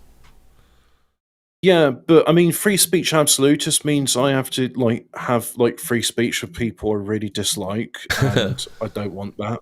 So I'm not going to be like I'm not going to try and claim that I want free speech for everybody, because, and that's the thing, free speech is always it's one of those things. It's like the platonic ideal of free speech. You never really quite get there. Yeah. So it's one of those things you basically, they should be you should be able to say things. Hey, hello, clown. You should be able to say, wow, that's loud. Everybody on this is supremely. Yeah, okay, there we go. Yeah. You should be able to say things which are not part of the status quo without getting machine gunned to death and without losing your job, or being told that you now have to vacate your premises and we're going to shoot your dog dead. Yeah, I disagree. I don't believe in free speech. You think the dog should be shot dead if I say I dislike coons? Yep. Yeah. No. Okay. No, I think free. It's such an abstract idea, free speech. I think that the speech of the pro-English and the pro-British should be sort of unhindered. The British should be able to say whatever we think, but if you're being anti-British or anti-English, then well, Norton, something should happen to you. Here's a way I want to agree with what you're saying, but amplify it somewhat. All right, so I think nearly everyone should have free speech, but you can't teach kids about homosexual sex. And in fact, I don't even think you should be teaching children about sex. Teenagers, maybe you can say this is how reproduction is done, and this is what sexually transmitted diseases are, and these are condoms. But I don't think you should be teaching kids that you can be anything you want to be. You can wear a skirt and have drag queens teaching them, reading them stories about Gary has two mums. Exactly. And people that come from abroad and tell us how bad our country is and how bad we are, they should either be put on a plane home, or they should be put in prison. And if you're British or English and you're anti-English or anti-British, then you should be put into a work camp until your behaviour changes. Well, I think with the people that are anti-British, it's their view should be challenged, and all right, give examples of where things are better. And if I want to read something from the Iron Skeptic, but it's just a big wall of text, literally a fucking wall of text. It's not set out in any kind of way that grabs your eye. It's just black background, white text, just a fucking great big wall of it. Not even any paragraph breaks. No, there's paragraph breaks, but it just doesn't. I'll stick it in here. The amount of people that shit on their own country is incredible now. Yep. That changes, right? Because they were pumping them up during World War II. They were like, "Oh yeah, we're the best," and then only a short time after that, each of these countries completely shit on themselves. Well, I think the one, Phil does this thing, and he talks about how great Russia and China and stuff is. Well, the difference is with their propaganda, because we all have propaganda, but with the Chinese and Russian propaganda, it always shows their country they never apologize for anything they've done, and I would say objectively, Russia and China have made more mistakes than our country has. They never apologize for it, but they're only about looking forward and saying about the good things that they've done. And I think there could be something to be said about in this country. The problem is the stuff which they champion in this country, I'm thinking that's not really the success I would want to champion. I don't think the BBC is that great. Have you had a look at that webpage, Hobbit, that I'll put in general in here? But the Soviet Union didn't champion degenerate shit. It only championed what was the best thing and how their people could act in the best way. If it was anti-Soviet or it was anti-Russian, then you found yourself in a mass grave with a lot of other people. They did not tolerate what we tolerate. What we tolerate is disgusting, and this is why me and Phil don't believe in free speech. Because free speech allows all of this stuff to happen. Because they just go, oh, but my free speech, my right to have an opinion. No, not everyone has the right to an opinion. Some people need to be put in a fucking hole so no one can hear what they've got to say or what they've got to think. Well, I know that sounds really harsh, but okay. So the Cambodian and the Russian way is like literal harm, they're dead. Whereas the English way, the French way, this is not Thursday material. Yeah, no, it's not.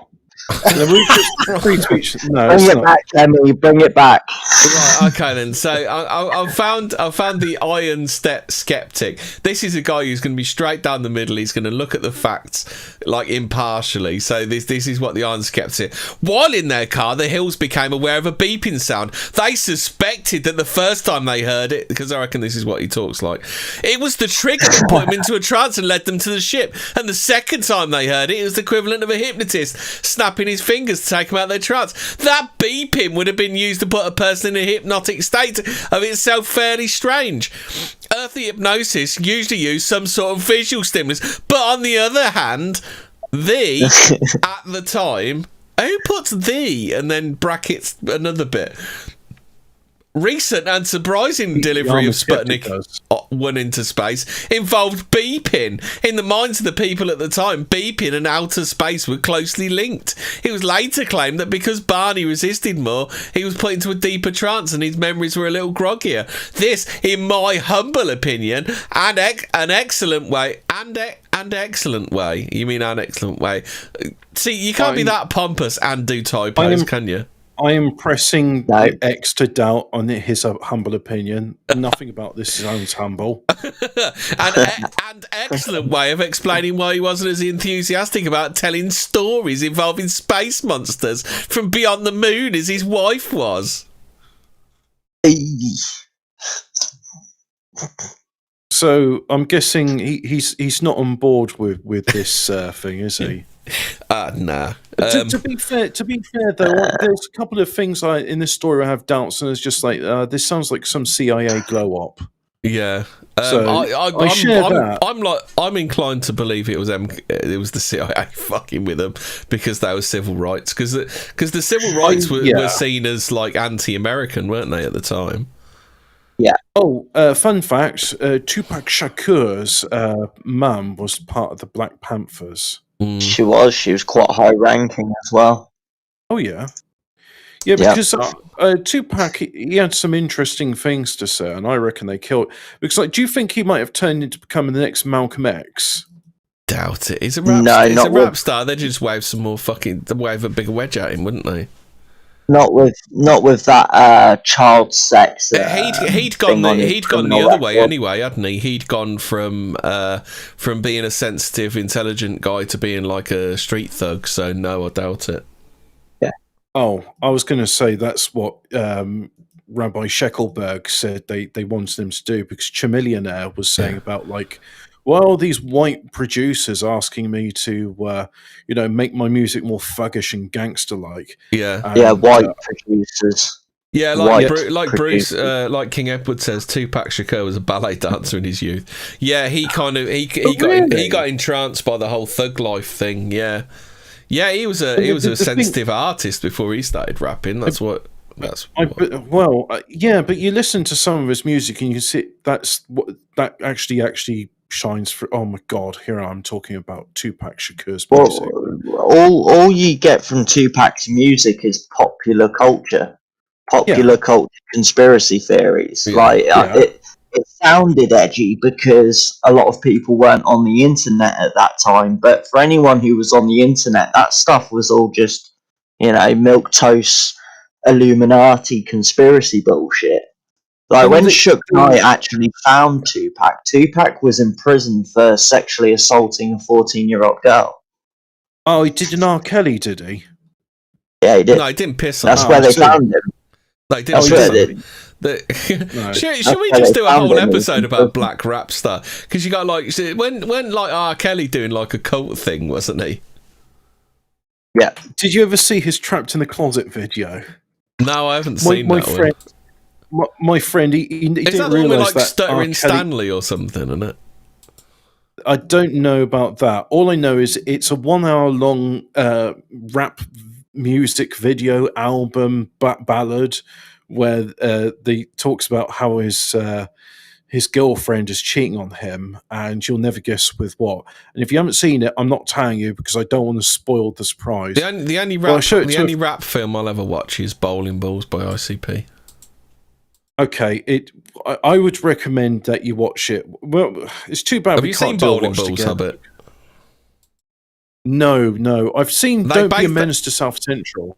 You want to watch Bowling Balls? It's ICP did their song, but you ever heard the song Bowling Balls by ICP? It's about collecting severed heads. It's quite funny. But they did a video for Bowling Balls and then they turned it into like a slasher movie. It's not very long. I think it's only like 30 minutes long anyway, so it's like a short movie, but it's like a short, but it's got the video on it as well. It's quite funny. Yeah, so the reason I'm mentioning Tupac is because I'm thinking to myself, like, I don't know. Well, this is what I wanted to. This is the bit I wanted to speak to you about later. Betty discovered some shiny spots about the size of a coin on the trunk, which most investigators assume were the natural products of wear and tear. So, what? Not 2 shiny spots on a trunk, wear and tear. I mean, how often would you have to be putting that lid up and down to be wearing the paint off? Quite a lot. Also, like wear and tear. So. I mean, I think wear and tear. I think they're implying that, like, you know, Barney's got some sort of fucking OCD where he keeps opening and shutting the fucking thing until the paint wears off. So anyway, not so. I can't help but do it in his fucking shouty voice. Not so Betty. To her, they were physical evidence that space aliens had somehow manhandled the car. And I feel bad for treating her story so roughly. No, you fucking don't. When I read the account of her rushing terrified into the pouring rain with a compass to check the car for radiation, when placed on the spots, the needle flickered briefly. Barney called out to assist, thought this to be the product of a compass being in such close... I think he's mixed up 2 things there, hasn't he? Right, she tried I don't know how, but she tried some sort of Geiger counter on it, and that flickered. But then the other thing was apparently at the back of the car, somehow the compass goes mad, but at the front it's fine. So she's putting the compass point to... Yeah. Oh, have you ever put a compass near a car? No, I haven't. Yeah, it's got steel panels, so I don't actually have a compass with me because otherwise I'd go out right now and try it out. But I'll suggest you don't. Yeah, yeah. Yeah, we wouldn't be able to hear you though, Hobbit. Yeah. No, I can't. Well, unless I started going phone posting. So a later investigator pointed out that his own car had such marks and he'd not been abducted by space monsters. It was probably the result of wear and tear. I just imagine him being a real snarky little shit. The guy that wrote this. He is. The snark is palpable. And it's not just because you're voicing it. Yeah, it's just like complete snark. So what else? Yeah, snark. So they also had this thing where they were both worried about contamination. They were taking like way too many like 3 or 4 showers a day, and they were taking long showers, plenty of scrubbing. So because somehow she felt dirty. This was before they went through the. These were the initial findings that when they got back, when they didn't really know what had gone on. So as far as they knew, there was 2 hours missing, but all that had happened was the aliens. I don't think they even knew the aliens had stopped them at this stage. So basically, they saw the aliens. The ship was some way away. Then they were back in the car, and that's the way they remembered it to start with. So then all the rest came along later. You know, to me, this just sounds like they were given a bunch of CIA mind control drugs, and it really fucked them up. Yeah, it seems like it, doesn't it? On a personal note, I can relate to this. I once got up at 6 a.m. and rode with some friends from Philadelphia to Niagara Falls to see a concert. After the concert ended around 11 p.m., I was nominated to start the drive home. I was relieved around 6 a.m. the next day, right as we got into the Pennsylvania Turnpike. The point is, I remember absolutely nothing of that night. It's a total blur, driving for long periods of time along featureless blackwoods roads in the dark, while extremely tired just flat out puts you into a trance. Did you see the part that she found some pink powder on her dress, and also Barney felt compelled to examine his genitals? Yeah, he was compelled many times to inspect his genitals, wasn't he? Literal my dick hobbit. Frequently and with due care and attention did he doth examine those genitalia. They used to be. I was trying to say that there's better cases than this case, and better than Travis, that in stories that people have conveyed to me personally. I just always wonder about that. I always wonder if they kind of promote the shittier stories so people, I don't know, think about this in a certain way. Yeah, I definitely believe that. I mean, because in one of the other things I read, they mentioned that Villa guy, the Brazilian guy, the one who got to have sex with the green space woman. Oh, okay. You never heard that story? No, it sounds like one of those things you see in News of the World. I'll see if I can find it. Jimmy Savile rogered me in an alien abduction. Yeah, anyway, sorry, Hobbit, you were going to say something.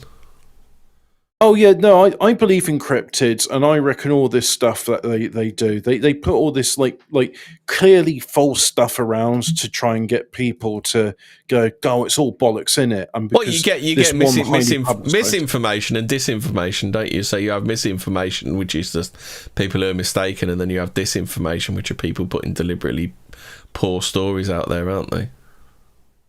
Yeah, they've got some shit about it, but we're dawning the time where we know different people have said certain things, like it's going to come when they're going to be, telling people no more truck drivers, for instance, and robots can do that, no more ships. So there's going to obviously be a problem with people of average intelligence, like what to do with them, right? So they're getting ready to help with it, with the UFO thing, and then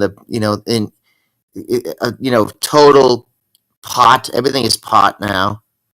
Even I'm gonna read that his name's Antonio Villas Boas, Hobbit. You're gonna fucking love this one.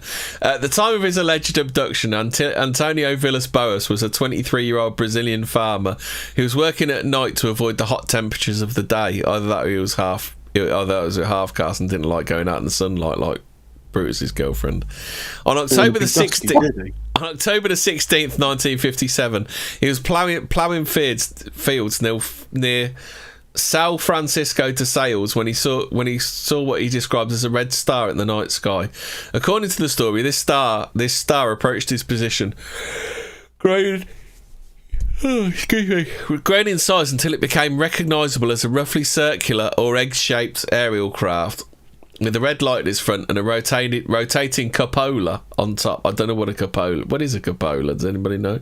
Oh, like it's a sort of thing that juts out of something, like a gun cupola or a cockpit cupola. Yeah.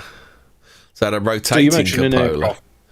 The craft began descending to land in the field, extending 3 legs as it did so. At this point, Boas decided to run from the scene. According to Boas, he first attempted to leave the scene on his tractor, but when its lights and engine died after travelling only a short distance, he decided to continue on foot. However, he was seized by a 1.5 metre, 5 foot tall humanoid. So he was kidnapped by manlets, Hobbit, who was wearing grey coveralls and a helmet. His eyes were small and blue, and instead of speech, it made noises like barks or yelps. 3 similar beings then joined in the first in subduing Boas, then dragged him inside their craft. Once inside this is where you're going to enjoy it now, Hobbit. Once inside the craft, Boas said that he was stripped of his clothes and covered head to toe with a strange gel. He was then led into a large semicircular room through a doorway that had strange red symbols written all over it. Boas claimed that he was able to memorise these symbols and later reproduce them for investigators. In this room, beings... And also they were playing terrible pop music as well. Yeah. Don't forget they lubed him up first, Hobbit. They covered him head to toe in a strange gel. In this room... Imagine showing up at the club station with the lube over your head. In this room, the beings took samples of Boas's blood from his chin. After this, he was then taken to a third... Why the chin? After this, he was then taken to a third room and left alone for around half an hour. During this time, some kind of gas was pumped into the room, which made Boas become violently ill. Was it the old... did he have the old curry farts that he hobbit, do you reckon? The old chili con carne farts? Oh, no, I've seen that thing, and no, I'm not going to imagine it now. Shortly after this, Boas claimed he was joined in the room by another humanoid. This one, however, was female, very attractive and naked. She was the same height as the other beings he had encountered, with a small pointed chin and large blue cat-like eyes. The hair on her head was long and white, somewhat like platinum blonde, but her underarm and pubic hair were bright red. Boas so doubtless they're talking. Did he do William Shatner? He did. We'll get there in a second. Boas said he was strongly attracted to the woman, and the two had sexual intercourse. During this act, Boas noted the female did not kiss him, but instead nipped him on the chin. It's all about the fucking chin with this geezer, isn't it? They like a bit of chin action. Yeah. When it was all over, the female smiled up, son. When it was all over, the female smiled at Boas, rubbing her belly, and gestured upwards. Boas took this to mean she was going to raise their child in space. In space! Spice! In space, Hobbit. Oh, the one place capitalism cannot corrupt. Spice! The female seemed relieved that their task was over. He obviously weren't very good then. And Boas said himself that he felt angered by the situation. He felt though he'd been little more than a good stallion for the humanoids. Oh dear. Just taken to the stud farm. Yeah. But Boas said he was then given back his clothing and taken on a tour of the ship by the humanoids. During his tour, he said he attempted to take a clock-like device as proof of his encounter, but was caught by the humanoids and prevented from doing so. He was then escorted off the ship. Fucking proper pikey, this geezer, isn't he? Look, there's a watch there. I'll fucking have that. But it's like when you go to a hotel and you take the towels and the soap. It's just souvenirs. He was then escorted off the ship and watched as it took off, glowing brightly. When Boas returned home, he discovered that 4 hours had passed. Antonio Villas Boas later became a lawyer, married, and had 4 children. He stuck to the story of his alleged abduction for his entire life. Some sources say he died in 1992. He died on January 17th, 1991. Some sources. I mean, like, what? Don't they have like hospitals and obituaries and time of death and cause of death? Oh, they do. But for some reason, they had to mention that some sources say died in 1992. I think it was one of the shittier, less advanced races that abducted him. Right? I go with that theory. Like, there's some that are so advanced that we're just like ants to them, or lesser than that. Maybe that race wasn't that kind of crappy. No, I don't. They decided to go to Brazil to do their abduction. So, I've never heard of an alien abduction taking place in India or Addis Ababa.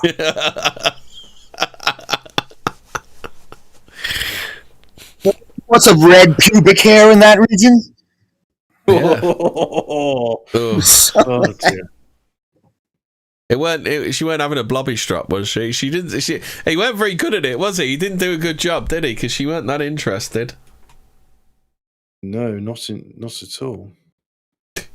So what do you think? So this is this actually predates the Betty and Barney Hill yet for some reason. I suppose when you look at the politics of the time, they wouldn't really want to push this story, would they? Why wouldn't they want to push the story? Like the sex angle, because obviously you can't remember. I don't know. Was it 57? Yeah, 1957. So, because it wasn't like till the late 60s till like the massive degeneracy came, did there? Yeah, that's when the sexual revolution took place, as they call it. That's my problem with these things. All of them seem to be weird guys fetish. Like Whitney Schreiber's last book was just like, and she dominated me and all this crap. And this guy was apparently into the red underarm hair, and I don't know.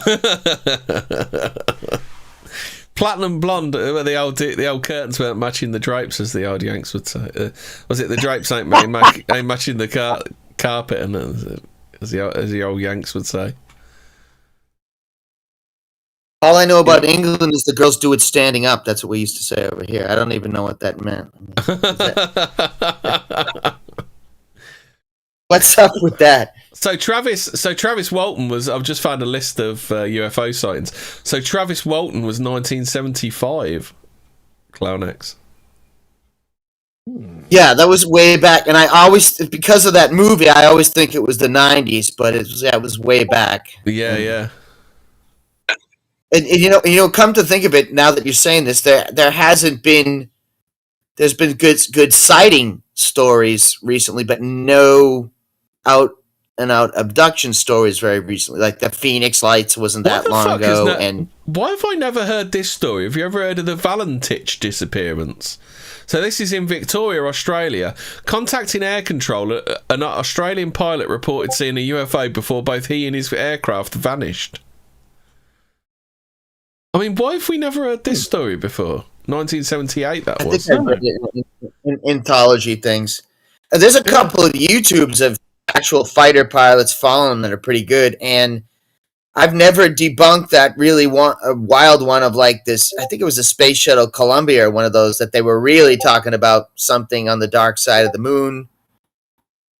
Whitley Strieber was 1985. Going back that far, yeah. But he still claims that he has ongoing abductions till this day. Yeah, do you think they like view you like a, like these scientists view a fucking shark, when they stick a tag on it and keep visiting it every now and again? It's like, you're my bitch now. We're gonna keep on like putting you under and harvesting your eggs because you're a shark and we get to do this. Yeah, we're helping you. We're marine biologists. Fuck you, shark. Shark says, look, leave me alone. I just want to eat fish in peace. Well, have you ever heard the take on it of that guy, Dr. Michio Kaku, the Japanese guy, advanced physicist? God, he's a fucking miserable bleeder, isn't he? Is he like Japan's Ray Kurzweil? Japan's Ray Kurzweil, but the alleged established guys have that theory that there's the advanced civilization types and they ignore us and stuff like that. Then sometimes I wonder if these guys they're smart, but they don't know anything more than I do, because sometimes they sound cool and then they say some bullshit and you're like, what? Yeah, but when you think about it, when you look at this world and what happens every time a more advanced society meets a less advanced society, you know what happens, don't you? The less advanced one gets wasted. Yeah, exactly. Well, the only example I can think of is that they introduce them to alcohol and try and like get them into Sunday school, and they're just like, yeah. Can you imagine what alien alcohol's like, Hobbit? That's going to be fucking awesome. That is. You'll be like tripping balls and travelling through time and pissed as a fart all at the same time, won't you? And complete societal collapse because just like, yeah, don't care about my family or anything. I'll just sell them all for another space beer. Yeah, give me some more of that sweet space beer.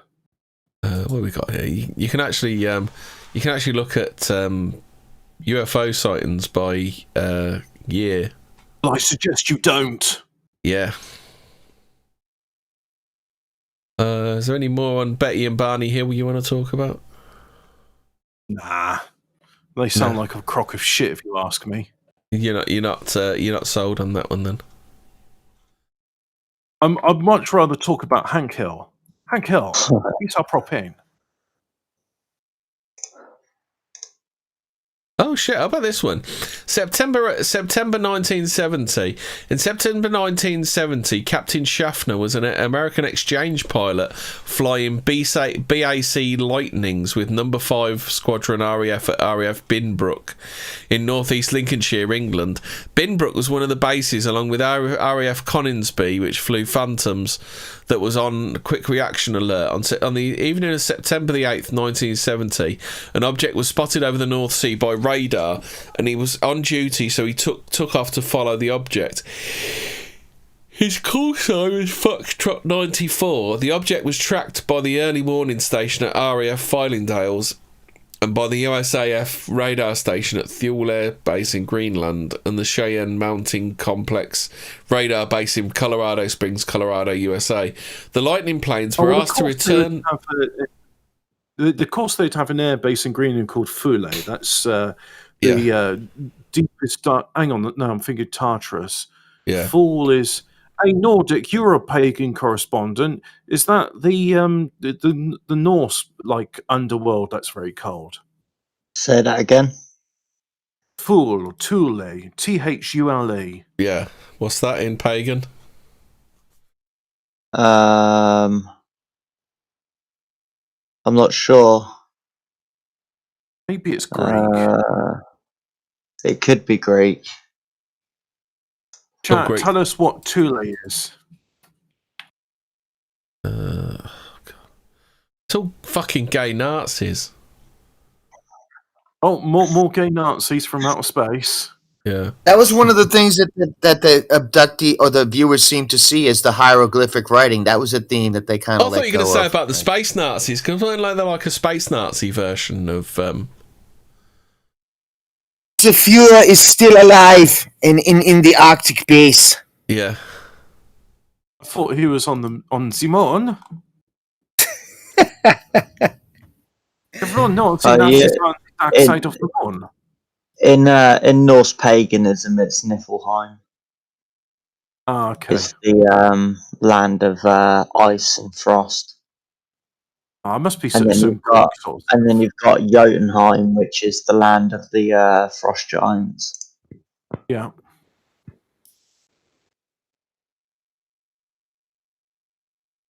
I know Thule make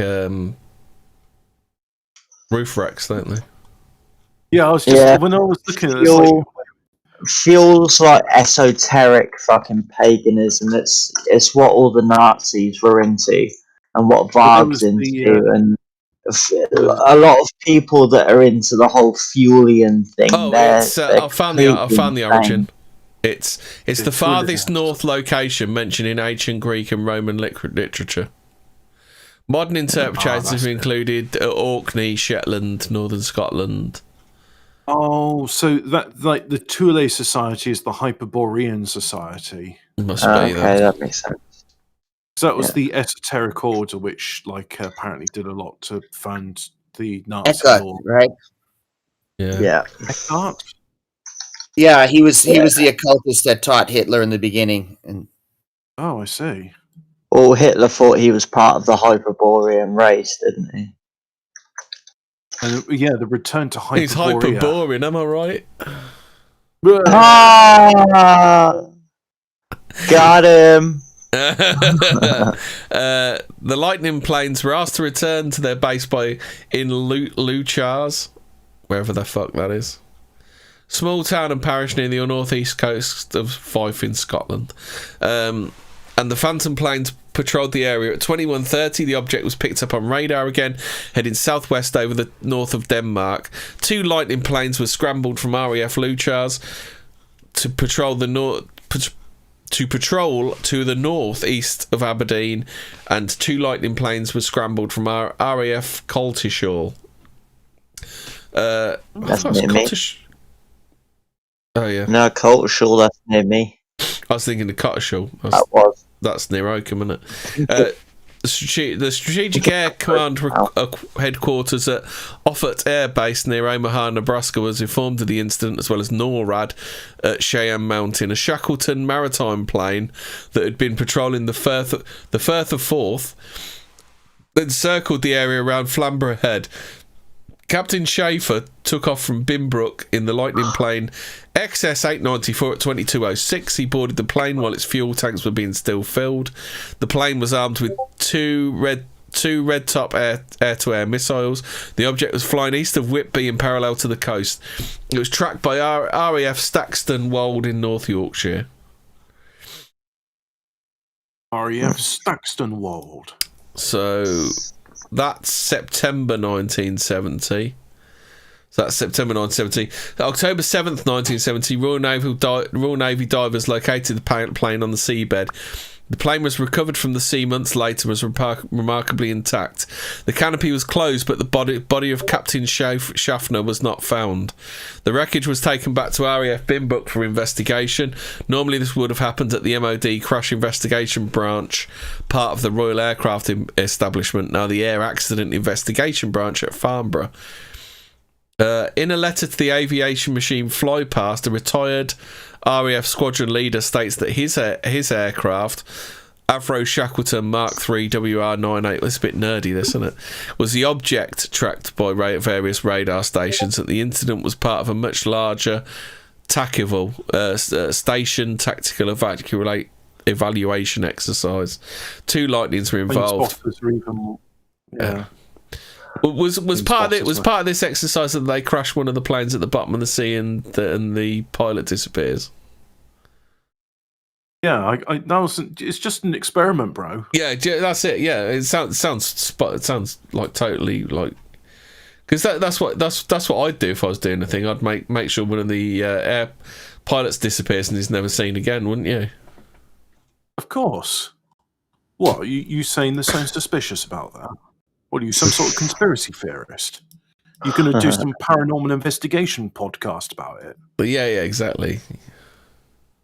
We're doing one now, Hobbit. Oh shit! I disavow.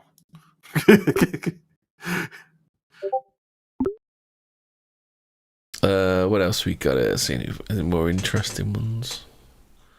Oh, how about that? I turn my VPN off and my computer's running twice as fast.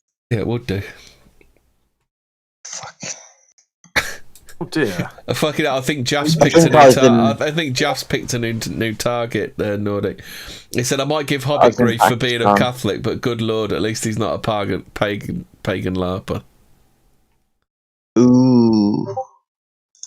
Right, so Nordic, how dare you have a different opinion? You can use some mainstream fucking words. Jaff's a Mormon. Dum da dum dum dum, isn't he?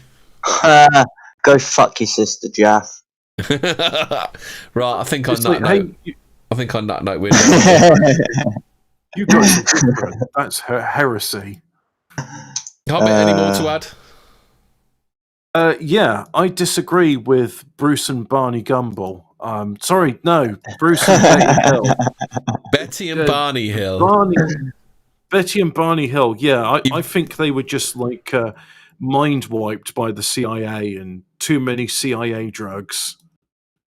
Yeah, I think that's quite likely, since they're civil rights people. So I think they were just fucking with them, weren't they? Just the CIA fucking with them. Yeah. Yeah, because it's funny how, like, a couple of years later, he gets given a civil rights award, and here we go. Just give him the fucking award. Just give him the fucking award. Here's your award for not figuring it out. Yeah. Yeah. Here's your award for being a good Nick. Now go home. Is your George Floyd 1 year sober award? That's before what I before this gets any worse, so I'm just going to say good night. It's good night from me, and it's good night from them. Night, folks. 1 year sober, George Floyd.